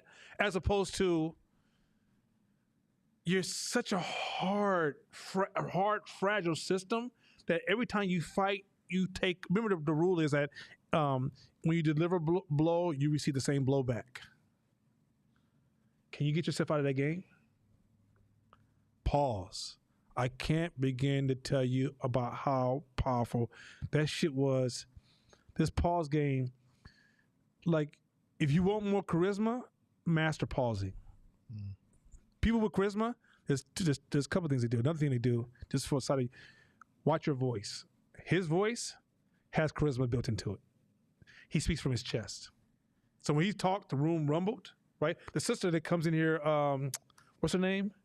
The one, the sister, I love her voice. I crossed my mind. Okay, well, let's come back and say. But see, y'all know the sister with the parents who are come from a wealthy family. Her voice, who creates movies, she does plays and movies, right? When she speaks, her voice is freaking charismatic, right? The reason their voices are so charismatic, couple things. They speak from their chest. They don't speak from the nasal, right? They don't twist their voice to make you comfortable. They pull their voice from the chest. That's huge. Third thing is when you stand with posture. So my wife hates this one. I jam her up all the time, but she can't stand. This is from day. I'm talking about the day we got together. I'm not lying. Our first date. Oh God, sometimes I do something. When I just to myself, sometimes I'm like, ooh, no, you didn't. The first date, she's walking away from me, and I say, hey, babe, do me a favor, fix your posture. She's like, what the hell? I love powerful women. My mother was an alpha woman. My sister's the alpha female. My grandmother was alpha. Shit, all the women my women were alpha. All great grandmother, grandmother, mother, sister are all alpha female. They're all leaders. They're all dominant. They're all powerful women. So powerful women are, may I say, sexy to me, right? But one thing I learned is act like there's a string on your chest and it's pulling your chest up to the ceiling at all times. And as you sit back, you relax your voice, you pause, and you speak from your chest, watch how it's going to transform the way people listen to you. We heard a lady the other day speaking at a cafe. Me and Shakina was having a conversation at a cafe. And this lady was speaking like, hi, Dish. She says, that's a fake voice. And I said, where you go? She goes, oh, I used to do it. That's an unnatural control of her octave. She said the only reason she's doing that because she's not confident in herself. Because I used to do the same thing. So like fake it until you can really make it where you really believe in yourself. But when you walk in a room and you want to take on that position of leadership, there's just some simple things. That pause game is everything. That string on that chest changes everything. If you ever watch me stand in a room, I stand like I'm about to protect. I'm not trying to protect myself. I ain't trying to fight nobody. I'm trying to fight a nap. That's the only thing I'm trying to fight because I want to go take me a nap, right? That's the only thing I fight, right? And I speak from my chest. I say it from my chest. And those things are part of your charisma. You can amplify charisma by the way you show up in a space. That's going back to the conversation we had earlier. So I just want to bring that pause thing. Trust me, next time you speak, just acknowledge all the commas, all the periods, and then learn to practice to give pause space, communication space. You see people do that all the time in movies where they have pause and your brain like, and you try to start to fill it in, and then they give you something, and you're like, oh, that was brilliant, right? I'm not there yet, But trust me, within 2 years, so next year I'm gonna be close to court. That's my goal. I don't. You're really good, bro. You just don't know it. But you're really good. And then in my second year, I want to be in a situation where I got the pause game so cold that I can speak through my pauses. And that's something that I never had anybody around me give me that example. So I try to find individuals who do it really, really well. Morgan Freeman does it really, really well. James Earl Jones is a master of that shit. I watch James Earl Jones speak. Like, I don't really care for James Earl Jones as a person because some things he said in some of his interviews, I don't like this dude. But when he speaks, he's freaking amazing. And so I watch people who pause all the time to try to improve my communication. Yeah, I think a couple of years ago you talked about like I think it was like a interview with like Elon Musk on Joe Rogan or something, and you're saying pay attention to how like slow he talk, like he'll respond to a question, like he'll stop and think, and then he's always slow to respond. And I started thinking about like just other like really intelligent people that do, like I know those people who do that are like highly intelligent or people who are like super But are they? The question is, are they? But do you? That's how you feel, which that matters, and that really does matter. And what you say was an excellent answer, but I think there's a part two to that, which is, are they really intelligent? Right? Oh, because true, what you're really feeling is they giving you some consideration, and they giving the question consideration, so you value the answer. Where if I just give like, you're like, did he even think about it? Well, I used to, like kind of like how you were saying when you was working at McDonald's, I used to think the opposite. Like the person who was speaking the fastest and had that like almost like that sales pitch tone, they were smarter, and the people who were talking slower weren't smart. Like I used to just equate that to like, okay, maybe there's something mentally wrong with them. But then it's like, when you hear a lot of highly like educated people talk, like just society wise, like you notice that they talk like they're slow to respond to things, and they're not jumping to the answer quickly. And it's like, oh, well, they're actually not trying to throw all these answers at you. They're actually trying to answer it accurately as possible. Well, also too, you can't escape your own personal impulses. Like as much as I've learned, I still have some of my same hood impulses. Like, what the fuck? That still says in my head, right? I just don't let it out, right? Or I might say something like, "Oh, you hell ugly. Who you talking to?" Right? like I'm not even joking. Like your brain will say or your brain will rush to judge, or your brain will rush to assume, or your brain will rush to project, right? Like we'd be like, "Oh, the LGBTQ community, you're just projecting. You don't see nobody. You ain't said shit, right?"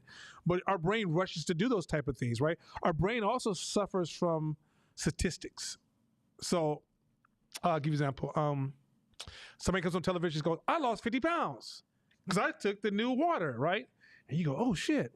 Okay, mathematically that was horrible because you could be 0.01. Now, if I told you 0.01% of people that take this benefit from it, 99.9% of people ain't gonna benefit at all. I can't get you to buy this, right? But marketers know that. So what marketers will tell you is, okay, let's just put one person in front of you. So we are victims of a single story, and we will let all the data and statistics go, right? So a lot of times I may have that same impulse because I'm a human being. I have to stop and say, okay, mathematically, this doesn't make any sense after I do my statistics or I do any type of mathematical formula. And so to be able to say, okay, pause now. I know what you feel right now. I'm acknowledge you feelings. I get it. But is that actually true? Or here's another one. I don't feel comfortable with I don't feel comfortable with the information you just told me. Something feels weird. So let's just not say anything until I can process it. Because I may not be able to process it right now because there's just too much going on, right? It's almost like a way of recognizing your limitations, but still protecting your communication. And then it's kind of also improves your personal brand because you say what you mean what you say. Now, it doesn't work well if you lie. If you lie a lot, which also comes from, what's that word again? From the pleasure, pain? Yeah, homeostasis. When homeostasis is off, you have tendency to become more of a liar. Pause game doesn't work well if you start to integrate a lot of lying in there. Because if you integrate a lot of lying, it's kind of like going against you being a consistent experience. Also, move with some curiosity. So a lot of times you mistake, it's not a mistake, but people who perform high or are highly intelligent, they ask more questions than they do give answers or make statements because they're trying to gain intelligence. So in order to gather intelligence from a particular situation, there's more questions and curiosity there. So if somebody asks Elon Musk or you a question, then let's qualify this question. Because if I know why you asked it, where'd it come from, what's your intentions, all of those things before I answer, then it allows me to give you a more accurate answer. So a lot of times when you ask questions with questions, it gives you more intelligence because you're gathering it. And now you have it in your hand to really pitch back something that's powerful or right there on point. So just how we move, if we become better listeners, then and we do a better job at fighting our impulses to make judgments and cast judgments and be right about people, then it allows us to be more accurate, period.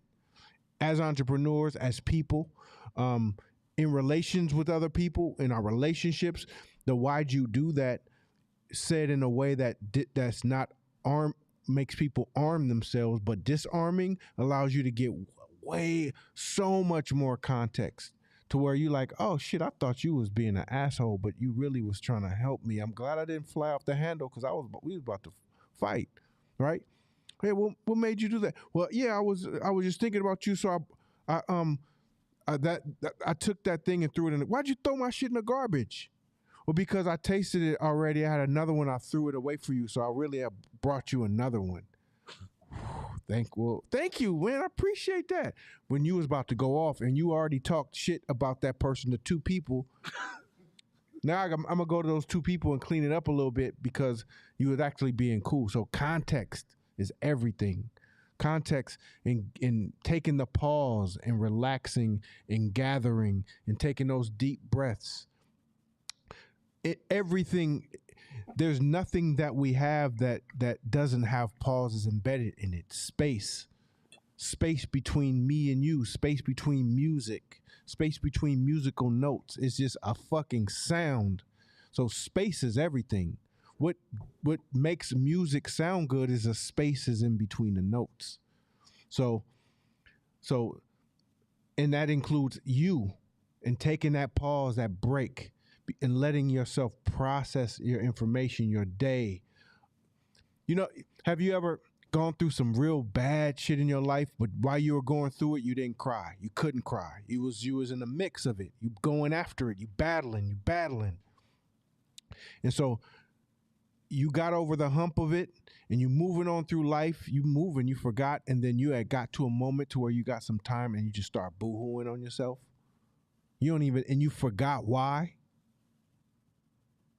You forgot why, because you on to the next part of your life. It's because there was none of the pausing there. You couldn't. You held it because your body needs it. What your body is telling you is that I know you think you're a robot, and I know you move like one, but I need this break. I need to release sometimes. I need to process sometimes. I need to bury things sometimes. I need to allow myself to heal sometimes. And however you do it, you got to do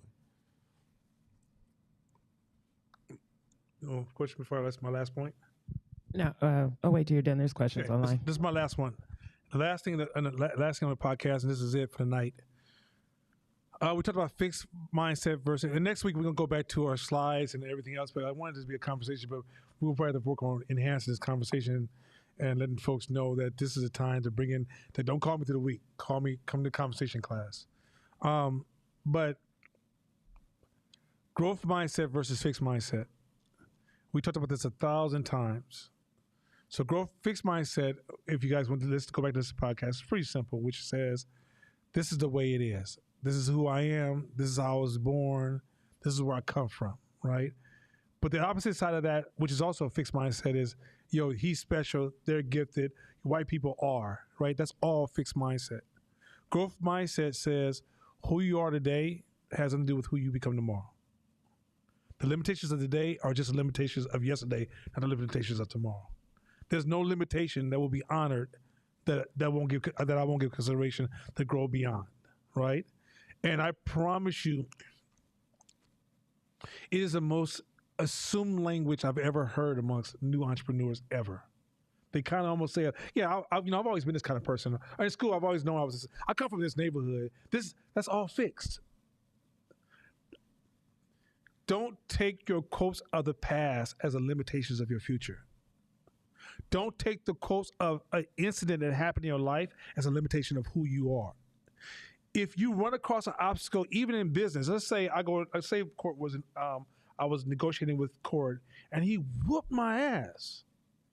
I will not label him as better than me, because once I do that, it becomes a fixed relationship. I will say he beat me that time. I need to improve, and I will test it, and I need to work on getting past him. But my intent is to grow. I will not say I don't acknowledge you as being better than me, but I won't say it as if that's a fixed position. It's just the way it is today when he whipped my ass. It doesn't mean that, and if he whipped my ass, it doesn't mean that I bake in my inefficiencies or my weaknesses and try to make it seem like I'm fixed in that space, and that's the limitation I got to continue to try to Fandango, that's where the word Fandango comes from, is I accepted my limitations and now I'm just trying to work things around me. Whatever limitations I've had in the past, it's up to me committing to growing that space. So when I taught this class the first time, I told myself, I don't teach classes. I ain't never taught class a day in my goddamn life. And guess what I did? I'm going to work on myself. Right? And like I just guys told you, in 2 years from now, I want to be here. Right? Whatever limitations that I experienced through your feedback or through my own observation, then those are challenges, not fixed points. Anything I've become comfortable, let's say my whole life. So one of the things that fixed people will do, my daughter's 4, so she has tendency to do some fixed stuff. So say my daughter can bounce a ball really well. And I ask her to throw a ball, but she can't throw a ball.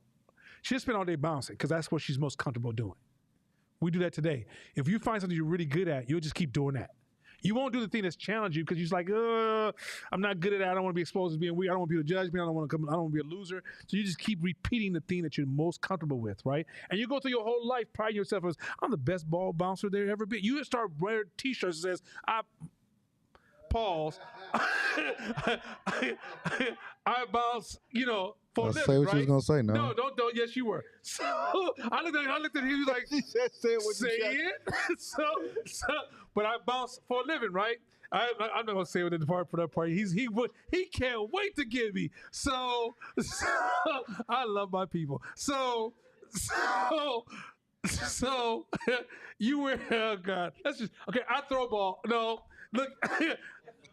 Look, I play baseball for a living, whatever. I'm just saying baseball, okay? And you will hover around this one thing, cutting off your life opportunities because you think that's your limitation. You'll wear that title. You change the way you speak. You see even academics do it. When somebody goes to college and they gain popularity for their economic achievements, they will start to speak like their peers and move their face and wear ugly clothes and buy Subarus and shit like that. Because in the end, they're fully embracing the brand.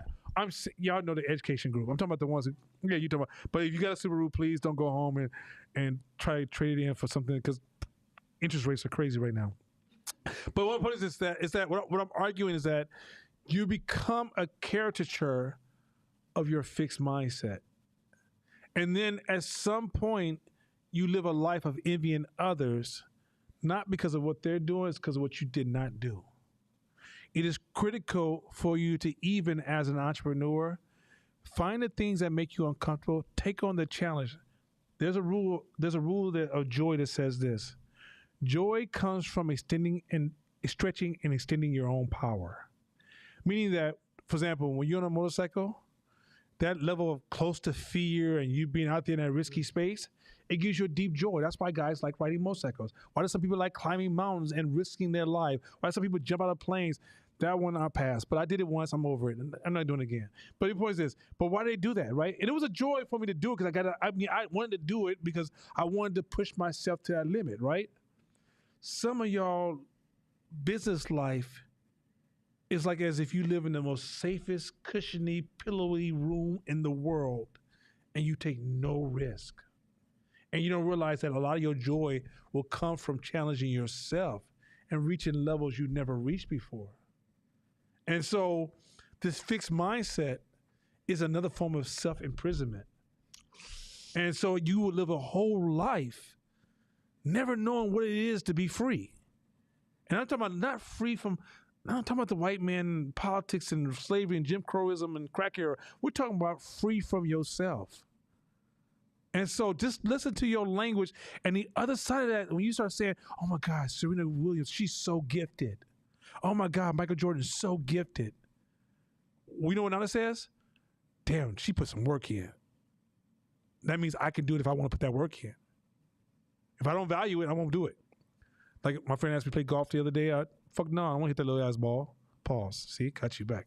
So the point is this. So, put your microphone down. So the point is this. The point is this. And so what I'm suggesting is that as you praise people for their greatness, pay attention to how your brain is shaping that language. Because the other side of that is that you're also fixing yourself for your limitations. Yeah, perfection mindset is a big one. A lot of you guys as businesses can't flourish because you're trying to be too perfect. And perfection doesn't exist in the growth of business. You look too perfect. You try to look too perfect. Everything's perfect. Everything's perfect. So I don't want to mess up my little perfect box and the perfect perception that people have to me. So I stay in this safe box, but you also are trapping yourself. You're putting yourself in jail, business jail. Fuck perfection. Perfection is a killer of progress. If you don't put yourself out there, if you don't take risk, if you don't fail, if you don't have a graveyard somewhere in your business of failed ideas, failed projects, failed attempts, and I look there's no graveyard out there, you hella weak. You scary, hella scary, and your business ain't gonna grow because you're stuck with that perfection mindset. If you have a perfection mindset, a growth mindset says I'm always trying to get better, and anytime you're an attempt to get better, there's gonna be failures. It's embedded in the growth. That's dope.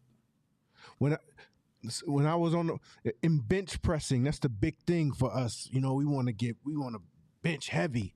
So as I'm trying to grow my bench press, I gotta try some shit I ain't tried before, and it's gonna fall on me. But I touched it. I give it some resistance. My goal for next time is just hold it a little bit. And guess what? This is a gym full of people. I don't give a fuck. You know why? Because I know what I did. And as an entrepreneur, it's the same. I'm always putting myself out there for risk of sometimes failing. But guess what? What did I learn? Like you said, if you learn something, you still won. You won, you still won. If you learned and won, you killing it. But you never know until you try. Like, this is probably is very, very crucial. And it gets, I see some of you guys as businesses, and I see, like, you don't realize it. Blind spot to the right of that, it's a blind spot for you. You don't see how you look. You in jail. You in jail, and you try to look cool, and you high academic folks who had good grades in high school. If you don't undo that, you make the worst entrepreneurs. You got all A's, and you summa cum whatever, and you got all the shit in high school, the 3.8s and the 4.0s. If you don't undo that, you make the worst entrepreneurs, because you know what you'll end up being? A dabbler. Is that you'll get out and you try to be perfect at something just like you was in high school, and as soon as it gets hard, this must not be for me. Let me go to something else. And you try. Next thing you know, you like halfway good at 30 things, and it ain't raw at nothing. Because growth mindset says, "Hey, I benched 305 today. I'm gonna put a little 2.5 on each side this time. It's a little 2.5. See how I touch it. Up, I fail. It's all right. I'm gonna keep going. What I gotta do? Push-ups in between the week. I'm gonna try to figure it out. Like, it doesn't even bother you that you fail. And You got to adapt. You got to get good at being, you got to be, that's one of the blessings for me being a fuck up in high school and being the youngest of 8 kids. I am super comfortable with looking stupid and people laughing at me and all the shit because I don't care, because I know all I need is for my brain to say, got you. My brother beat me up. I'm the youngest, will whoop my ass, but if I just bit the side of his stomach and I know it hurt, I'll take my ass whooping with a smile because I know you hurting, motherfucker. And when I next year when I get bigger and stronger, I'm gonna do it worse to you. I just need to know I touched you, I got you, I hit you, something. That's all I need. I don't need the full win. I just need the growth. It's okay, bro. so understand that it's a switch, a switching over to growth mindset, switching over. That's gonna help you. It's gonna help you grow, and you'll know when you start building a little closet full of errors. Oh, that didn't work. Oh, here's a little sign that didn't work. That's how you know that you're in a growth mindset. Is you're constantly moving and learning, but you got failures. If you got no failures, you hella weak. That was hella tight because a lot of times you use fixed mindset to excuse the failures. You know, I didn't do that well because I ain't never been. And socially, people are like, oh, okay, cool, you never been, right? But when you learn to use growth mindset, it's almost like you learn to shrug yourself. You accept those failures, and you never put yourself on trial when you make a mistake. It's not about I'm not good or I'm flawed or something's wrong with me. It's like my daughter the other day, she broke something. She's like, hey, Dad, I broke this. I didn't know what I was doing. It was a mistake. And I was like, okay, babe, here. I'm not having that. She literally told me that. What am I gonna say? I don't know what to say. Like, you're not a bad person. You experimenting. You broke it. Okay, that's part of life. But some of us would say, Dad, I broke this.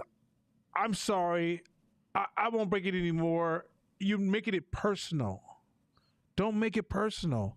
Like, because once you really process you're a human being, you know it's impossible for you to be perfect. And once you accept it's impossible for you to be perfect, then you realize, okay, the mistakes is just like, if I have to use my right foot to take a step, my left foot has to follow for me to keep moving, right? And my left foot represents the mistakes I'm going to make. So I'm going to do a lot of stuff right, I'm going to do a lot of stuff wrong. But when it all comes together, I made this level of progress, right? There's nobody that starts a business off and is perfect. All businesses suck when you first start because you don't know what you don't know. And then you perfect it as you grow through feedback from your customers and from your team. But when you're a perfectionist, it's also a sign of procrastination. You'll sit around all day long, continue to procrastinate something because you're trying to get it just right. You're trying to create a perfect idea for the future that you don't own. So, with that being said, any questions before we go home? One question? Okay. I got 4, but I feel like you probably already touched on Kaja's. I'll just reiterate what she said. She said, I had an event. It went well. It's the 3rd one that has gone well, logistically and experientially speaking, which actually made me uncomfortable because I feel like statistically speaking, the first front-facing flop is coming. Do you think that there are ways to create some preparation around missing the mark eventually, since it's inevitable? Yeah, she suffered from perfectionism already. You are at that got perfectionism written all over it. Another thing, she should probably come in and let's do a real conversation about it went great. Because when she said it went great, I'm assuming your numbers say it went great, and then I'm assuming like what numbers are those that you say it went great? Does your expectations align with the word great? Like, I think there's already imperfection already in the event, and she can't see it because she's too attached to the idea of perfectionism. That means it creates a bias and it creates noise in her vision. So she only sees it's a confirmation bias. She only sees what she wants to see because she's too addicted to perfectionism. Where she was more, if she can pull herself back and accept all of it, she'll see the things she's doing really, really well, and then she'll say, was that really okay? What could I have done better? Like, I do that with this class. I mean, I do it with everything.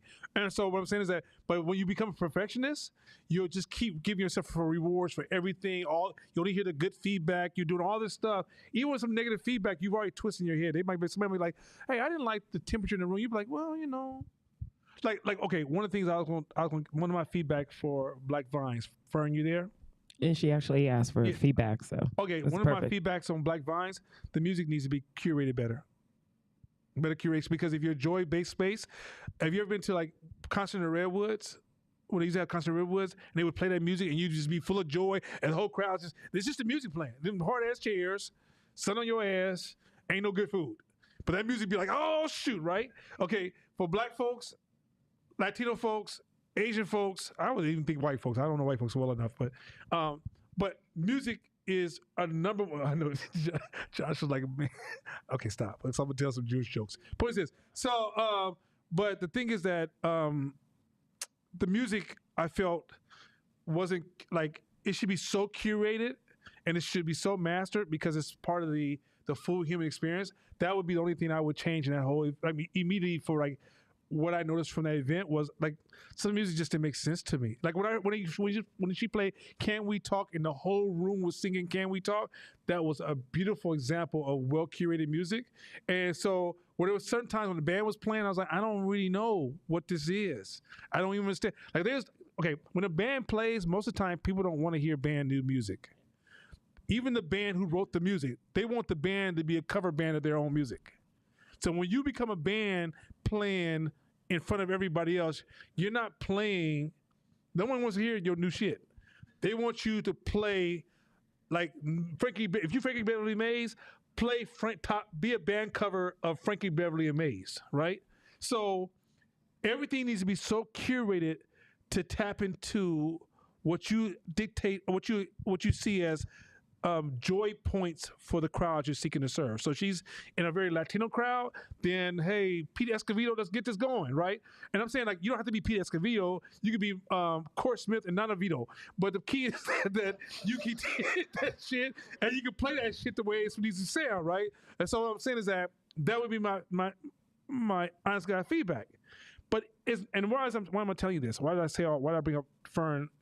Because I was overwhelmed with blown away. But even as blown away as I am, my brain is designed to look for the balance in the environment. I'm looking at, okay, what could be better? And it's because in the end, I don't believe Fern is where she wants to be. I think Fern, like we might be looking at the future Oprah Winfrey that hangs out with us.